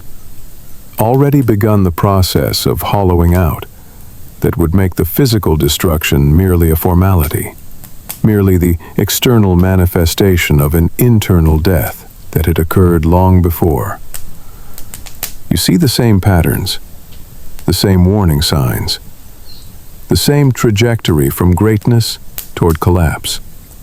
Not identical, not literal, but similar enough that the comparison makes you uncomfortable, makes you want to look away, makes you want to deny what you're seeing, because accepting it would require changing, would require doing something, would require taking responsibility rather than just continuing with business as usual, with comfortable routines, with the assumption that the world will keep working the way it's always worked, and that you can keep living the way you've always lived, without consequence.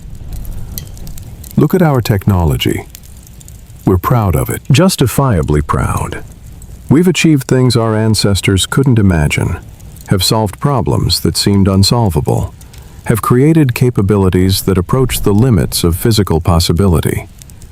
We can cure diseases that used to kill millions, can grow enough food to feed the entire planet, at least in theory, can connect with anyone, anywhere, can access entertainment and information and social interaction without leaving our couches, can customize our realities to suit our preferences, can filter out what we don't want to see or hear, can surround ourselves with people who think like us and information that confirms what we already believe.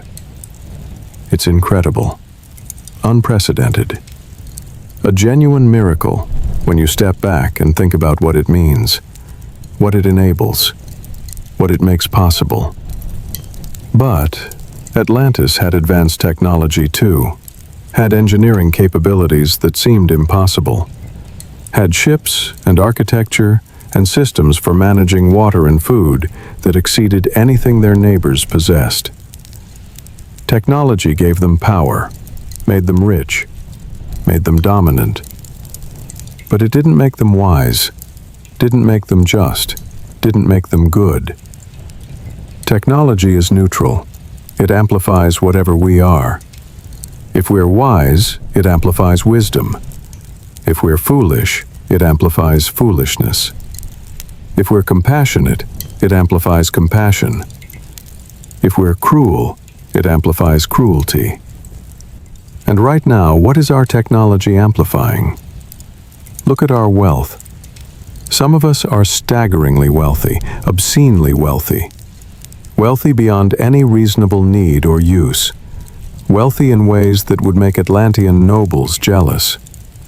We have billionaires who could end hunger or cure diseases or solve problems that plague millions, but who instead compete to build bigger yachts, to launch themselves into space for fun, to accumulate more billions, as if the number itself matters, as if whoever dies with the most wins some cosmic game nobody else agreed to play. And alongside them, others have nothing. Not just less, nothing. Sleeping in streets, unable to afford food or shelter or medical care.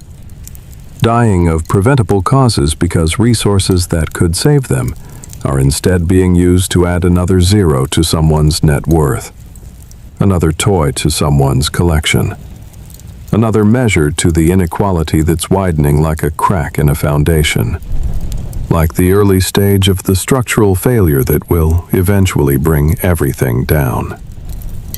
Atlantis had this too: extreme wealth, extreme poverty, the rich getting richer while the poor got poorer, while everyone pretended it was sustainable, pretended it could continue indefinitely, pretended that societies can survive any amount of inequality, as long as bread and circuses keep the masses distracted, as long as the rich can insulate themselves from the poor, as long as the system keeps functioning well enough that most people, most of the time, can get by without revolting or giving up, or doing something drastic that threatens the status quo. Look at our environment. Look at what we're doing to the only planet we have, the only planet in the known universe capable of supporting human life, the only home we've ever had, or are likely to have. We're heating it, poisoning it, stripping it of resources, driving species extinct at rates not seen since the asteroid that killed the dinosaurs, filling the oceans with plastic and the atmosphere with carbon and the soil with chemicals that will take centuries to break down. We know we're doing it, have known for decades, have had scientists warning us, showing us data, explaining the consequences with increasing urgency as each year passes and each warning goes unheeded. But we continue, because stopping would be inconvenient, would require sacrifice, would require changing systems that are working well for the people who have power to change them, would require thinking beyond the next quarter's profits, or the next election cycle, or our own individual lifetimes, to consider what we're leaving for our children and grandchildren, and all the generations that will inherit a world we're making progressively less habitable, less diverse, less capable of supporting the complex web of life that took billions of years to evolve, but that we're unraveling in just a few decades of industrialization and exploitation. And the attitude that the Earth exists to serve us, rather than us being one species among millions, all dependent on systems we didn't create and can't recreate if we destroy them.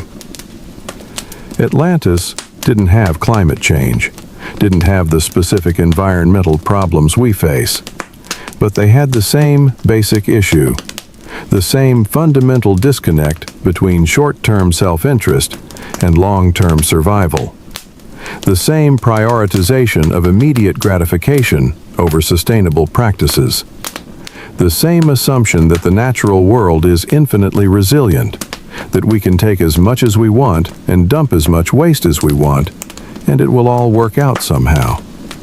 That nature will absorb our impacts and continue providing the services we depend on without any need for us to moderate our behavior or consider the consequences of our actions. They were wrong, catastrophically wrong, and we're making the same mistake. We're repeating their error. We're walking the same path toward the same cliff edge, assuming we'll be able to stop before we go over, assuming that surely something will change, someone will intervene, some technology will save us, some solution will emerge that lets us continue our current trajectory without facing consequences that we know intellectually are inevitable, but that we can't quite believe will actually happen to us. Because bad things happen to other people, other civilizations, other times. Not to us. Not here. Not now. Look at our values. What do we worship? What do we prioritize? What gets our attention, our energy, our resources, our care? Money, power, status, fame, entertainment, distraction.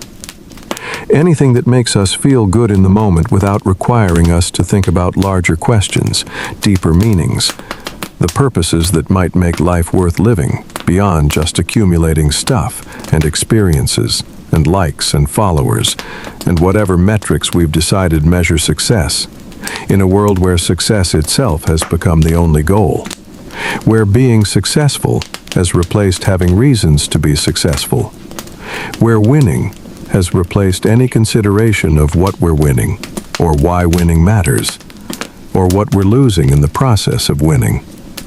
We've lost connection with what actually matters, with each other, with nature, with the sacred, however we define that, whatever form it takes.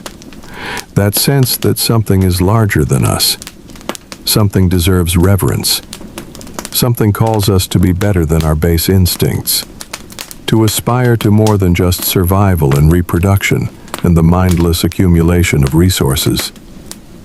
Atlantis lost this too, lost it gradually, generation by generation, the divine blood getting diluted, the connection to Poseidon fading, the understanding of their sacred origins becoming mythology, becoming story, becoming something people heard about but didn't really believe, didn't really feel, didn't really use to guide their choices and shape their lives.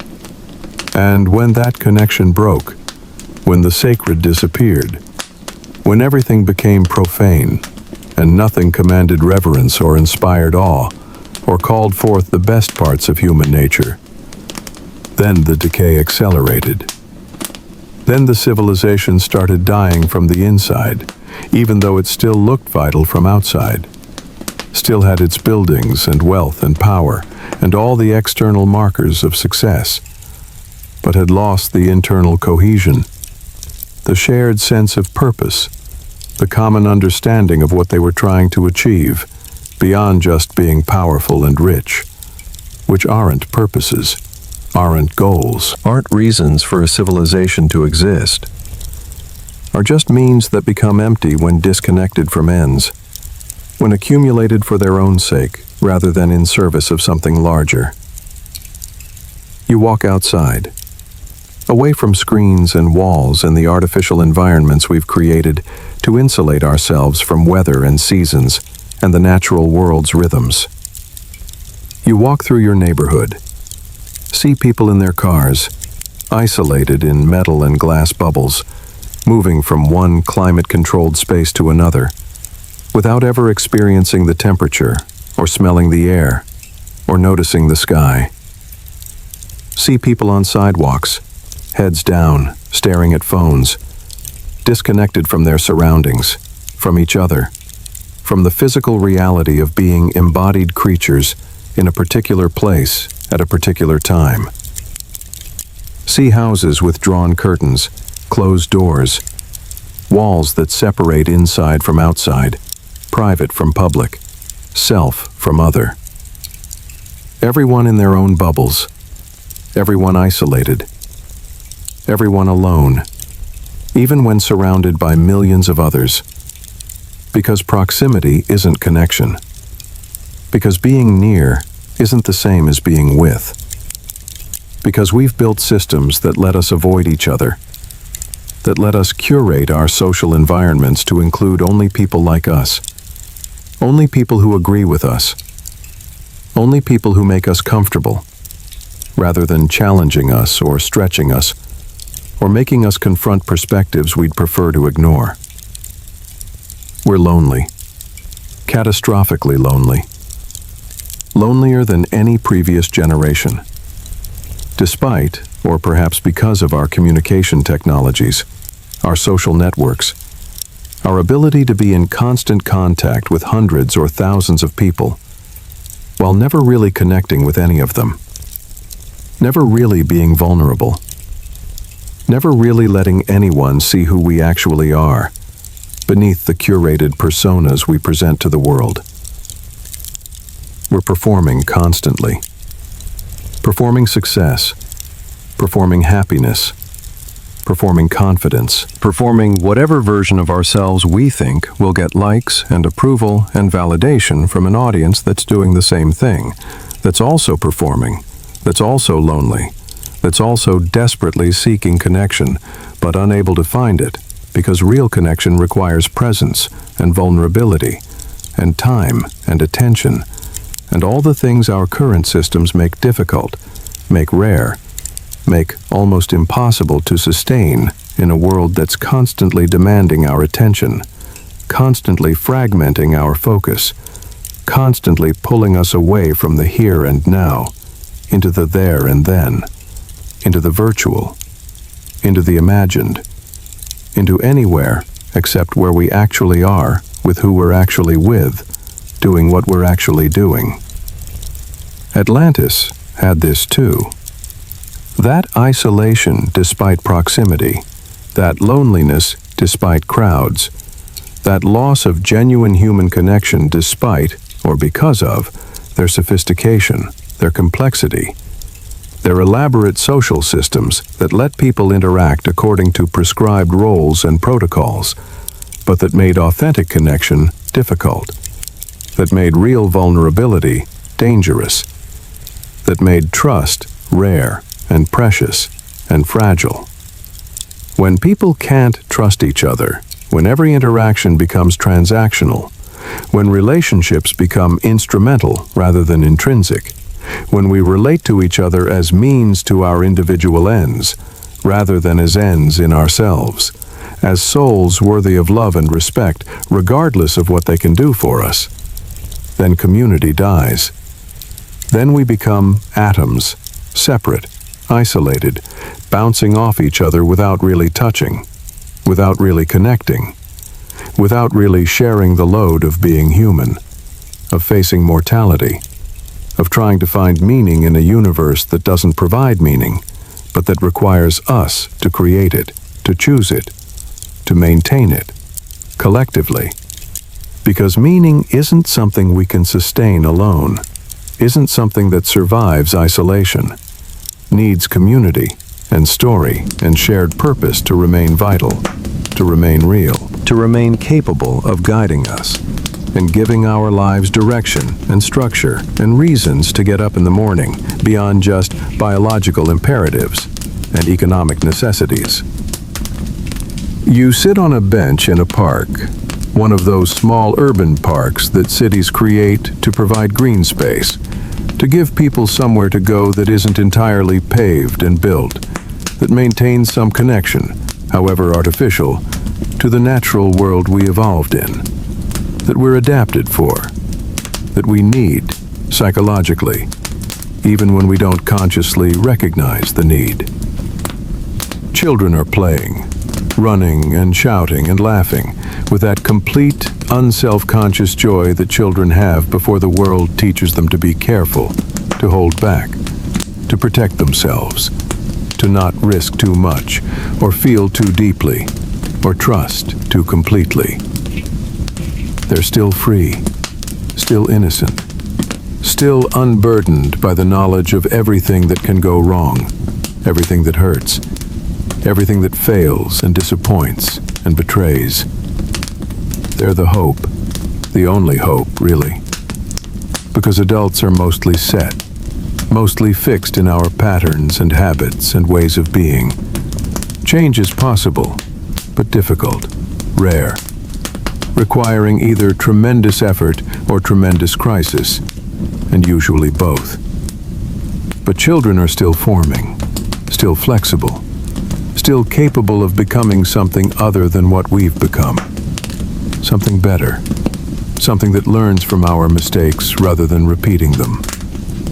But what are we teaching them? What world are we giving them? What values are we modeling? What example are we setting? They're learning that success means wealth, that worth means productivity, that value means being useful to economic systems that care about efficiency and profit, but not about human flourishing, not about meaning, not about the things that actually make life worth living. They're learning to compete rather than cooperate, to win rather than help, to accumulate rather than share, to pursue individual advantage rather than collective good. They're learning that the environment is something to use rather than something to protect. That other species don't matter except as they serve human purposes. That the future is someone else's problem. That we can keep taking and taking and taking and let our children and grandchildren deal with the consequences. Deal with the depleted resources and the changing climate and the degraded ecosystems and the social systems that have been optimized for short-term gain at the expense of long-term sustainability. History repeats not to punish, but to teach. That's what you're realizing. That's what's crystallizing in your mind as you sit here, watching children play in a park, in a city, in a civilization that's following the same trajectory Atlantis followed, that's making the same mistakes, that's heading toward the same fate, unless something changes, unless we change, unless we learn the lessons that are being offered, that are being shouted at us through every environmental disaster and every social breakdown and every statistic showing increasing inequality and increasing isolation and increasing despair, despite or because of increasing wealth and increasing technology and increasing power that we don't know how to use wisely because we've lost the wisdom that should guide power, that should determine how technology gets deployed, that should shape what we choose to value and pursue and protect. The lesson is this: civilizations don't die from outside forces, not primarily, not usually. They die from inside, from losing connection to what made them great, from forgetting their values, from prioritizing the wrong things, from short-term thinking that sacrifices the future for the present, from allowing inequality to grow until social cohesion breaks, from losing the sense of shared purpose that binds people together and makes them willing to sacrifice for each other and for the collective good. Atlantis died spiritually before it died physically. The earthquakes and tsunamis just made visible what had already happened internally, made manifest the decay that had been occurring gradually, imperceptibly, in ways that were easy to ignore or deny or rationalize until the physical destruction forced everyone to see what they'd been avoiding seeing, what they'd been refusing to acknowledge, what they'd been pretending wasn't happening. We're doing the same thing. We're dying spiritually, while our buildings still stand, and our economy still functions, and our technology keeps advancing, and all the external markers suggest everything is fine, everything is working, everything is proceeding according to plan. But it's not fine, not really, not underneath. Not in the places that matter, not in our hearts and souls, and the intangible things that determine whether life has meaning, beyond just survival, beyond just accumulation, beyond just getting through another day, and another, until eventually we die, and it's over, and whatever we did or didn't do becomes irrelevant, because we're gone, and the world continues without us. We can change. That's the important part. That's the message that saves this from being just doom and gloom, just prophecy of inevitable collapse, just another depressing recitation of everything that's wrong, without anything suggestion of what might be right, what might be done, what might be chosen instead of the path we're currently on. We can change. Atlantis couldn't, or wouldn't, but we can. We have knowledge they didn't have. We have perspective they didn't have. We have the advantage of seeing how this story ends, of knowing where our current path leads, of understanding that the choices we make matter, and that changing course is still possible, even when it seems impossible. Even when the momentum feels overwhelming, even when the systems feel too large and too entrenched and too powerful for individuals to affect. But change starts with individuals, has to start there. Can't start anywhere else. Systems don't change themselves. They change because the individuals within them change. Because enough people make different choices, adopt different values, behave differently, until the aggregate effect shifts the system, redirects the momentum, opens new possibilities that weren't available before, because not enough people were pushing in the new direction. Not enough people were refusing to participate in the old patterns. Not enough people were willing to be uncomfortable and inconvenienced and criticized and dismissed, and all the other things that happen when you try to live differently than everyone around you, when you try to swim against cultural currents that are strong and deep, and that most people don't even notice because they're so ubiquitous, so normalized, so taken for granted as just the way things are, rather than the way things happen to be right now because of choices people made, and that could be unmade by making different choices. You can't save the world. One person can't. One person rarely can.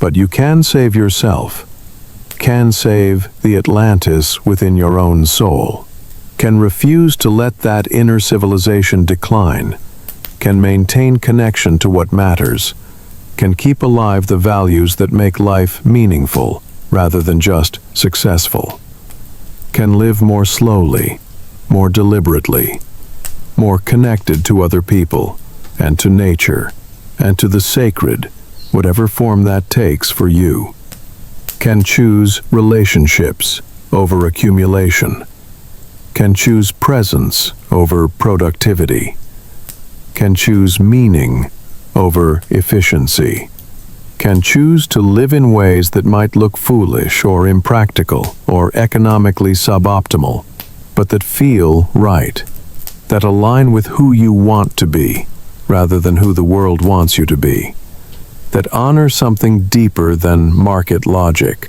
or social expectations, or the endless messages we receive about what we should want and who we should be and how we should live in order to count as successful, as valuable, as worthy of existing. And if enough people do this, if enough of us refuse to keep playing the game by the old rules, if enough of us start living differently, valuing differently, relating differently, then maybe we can avoid Atlantis's fate.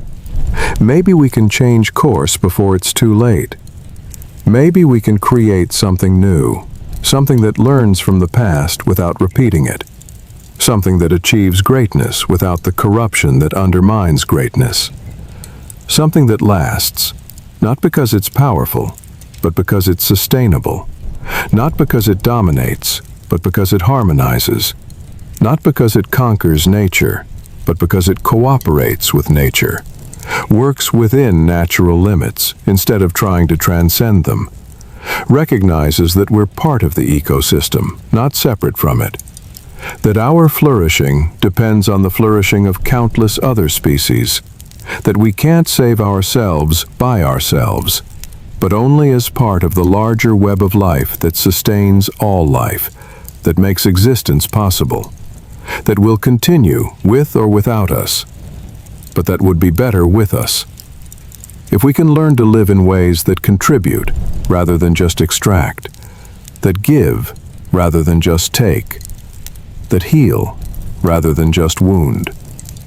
The sun is setting again, the same sun that set over Atlantis in its glory and its ruin, the same sun that's been setting for billions of years and will keep setting for billions more, indifferent to human dramas, unconcerned with whether we survive or perish, whether we learn or repeat, whether we rise or fall.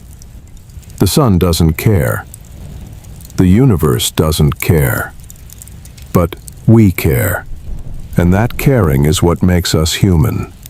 That capacity to value things beyond survival, to want things beyond immediate gratification, to strive for things beyond individual advantage. That's what makes us capable of more than just existing. That's what makes us capable of creating civilizations, cultures, meanings, purposes, all the things that have no survival value in any direct sense, but that make survival worth having, that make existence something other than just a temporary suspension between non-existence and non-existence, that give the brief, flickering moment of consciousness we call life some substance, some weight, some significance beyond the merely biological fact of being alive. Don't let your inner Atlantis sink. That's the message. That's the lesson. That's what all of this has been building toward. We can't control earthquakes or tsunamis or the natural disasters that sometimes destroy civilizations, regardless of their virtue or vice. But we can control the internal decay. We can prevent the spiritual death. We can maintain connection to what makes us human, what makes life meaningful, what makes civilization worth having beyond just being a system for organizing economic activity and military power.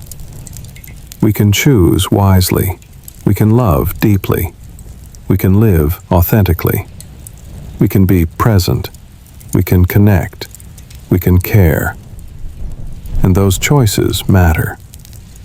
Those choices might not save the world, but they save us. They save the parts of ourselves that deserve saving.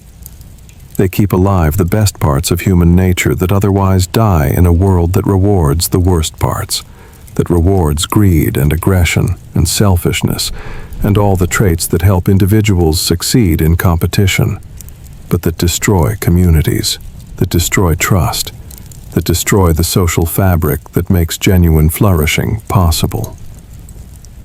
Stay with me just a little longer, just a few more minutes, because I promised you a secret. The final secret. The truth about Atlantis that history never tells. And now it's time to reveal it. Now we've traveled far enough, learned enough, understood enough.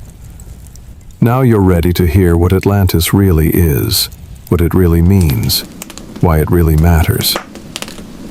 The answer has been there all along, woven through everything, visible in every story, every search, every theory, every dream. But now I'm going to say it plainly. Now I'm going to give you the key that unlocks everything else. Are you ready? Final section. The great reward. The final secret. Silence. Only the sound of waves, the sound of your breathing, and my voice.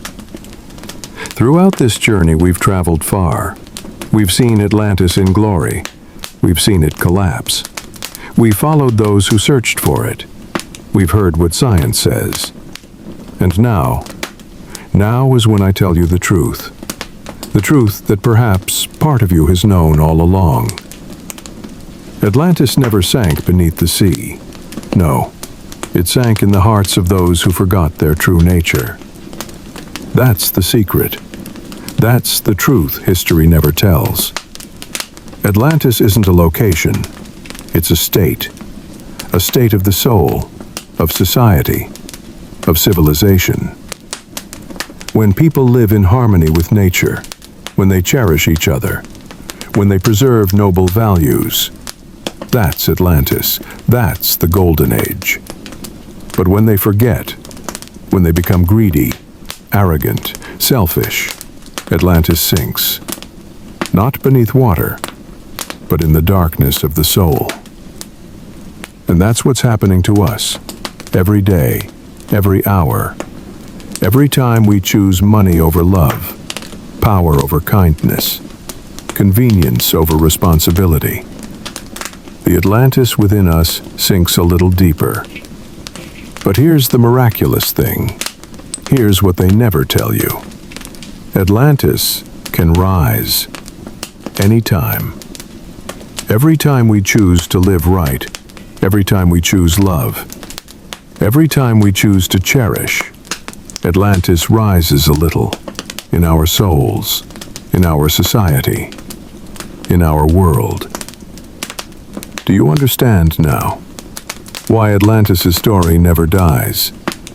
Because it's not about the past.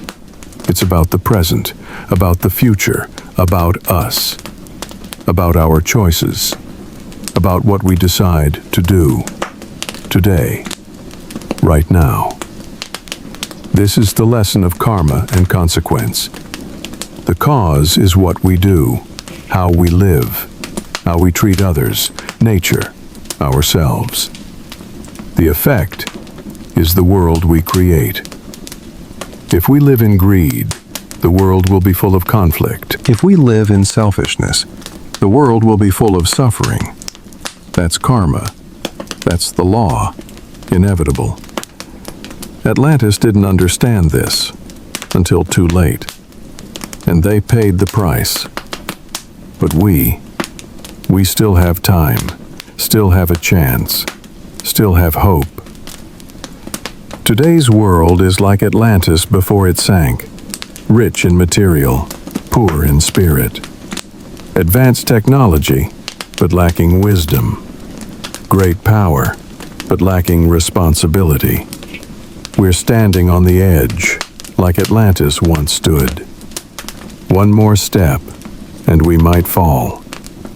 But we can also turn back if we choose, if we awaken, if we change. You may not be able to save the world, but you can save the Atlantis in your soul.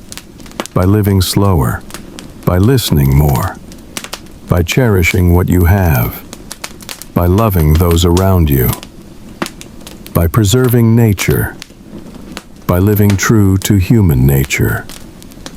That's the way. That's the path. That's the lesson from Atlantis. And if each of us does this, if each person saves the Atlantis in their soul, then maybe we can save the whole world. Maybe we can avoid Atlantis' fate and create a future where Atlantis doesn't sink, but rises, not as a city, but as a way of living, a way of loving, a way of existing. Now the night is late. You've traveled far with me, from ancient Athens to here, to this moment. And I thank you. Thank you for listening. Thank you for trusting. Thank you for staying. If one day you stand by the sea, hearing waves crash, remember this story. Remember Atlantis, not as a lost city, but as a reminder that everything can be lost if we don't cherish, if we don't preserve, if we forget our true nature. But also a reminder that everything can be found again if we want, if we try, if we change. Beneath those waves is not just Atlantis, but all we've lost, all the dreams, the hopes, the possibilities. And all can rise anytime. Every loss has a finding tomorrow night. If you wish, I'll take you to another place, another journey, another story, about another civilization, another lesson. Because history has so much to tell, and we have a lifetime to listen. If you want to meet me every night, leave a small subscription so I know you're still here. You still want to go. You still want to listen. And if Atlantis touched your heart, if this story meant something to you, leave the number 1, just the number 1, so I know I'm not telling stories alone, that someone is there, listening, feeling, understanding. Sleep well, my traveling companion. Let dreams of Atlantis lead you to magical lands. And when you wake, remember, you are Atlantis. Don't let it sink.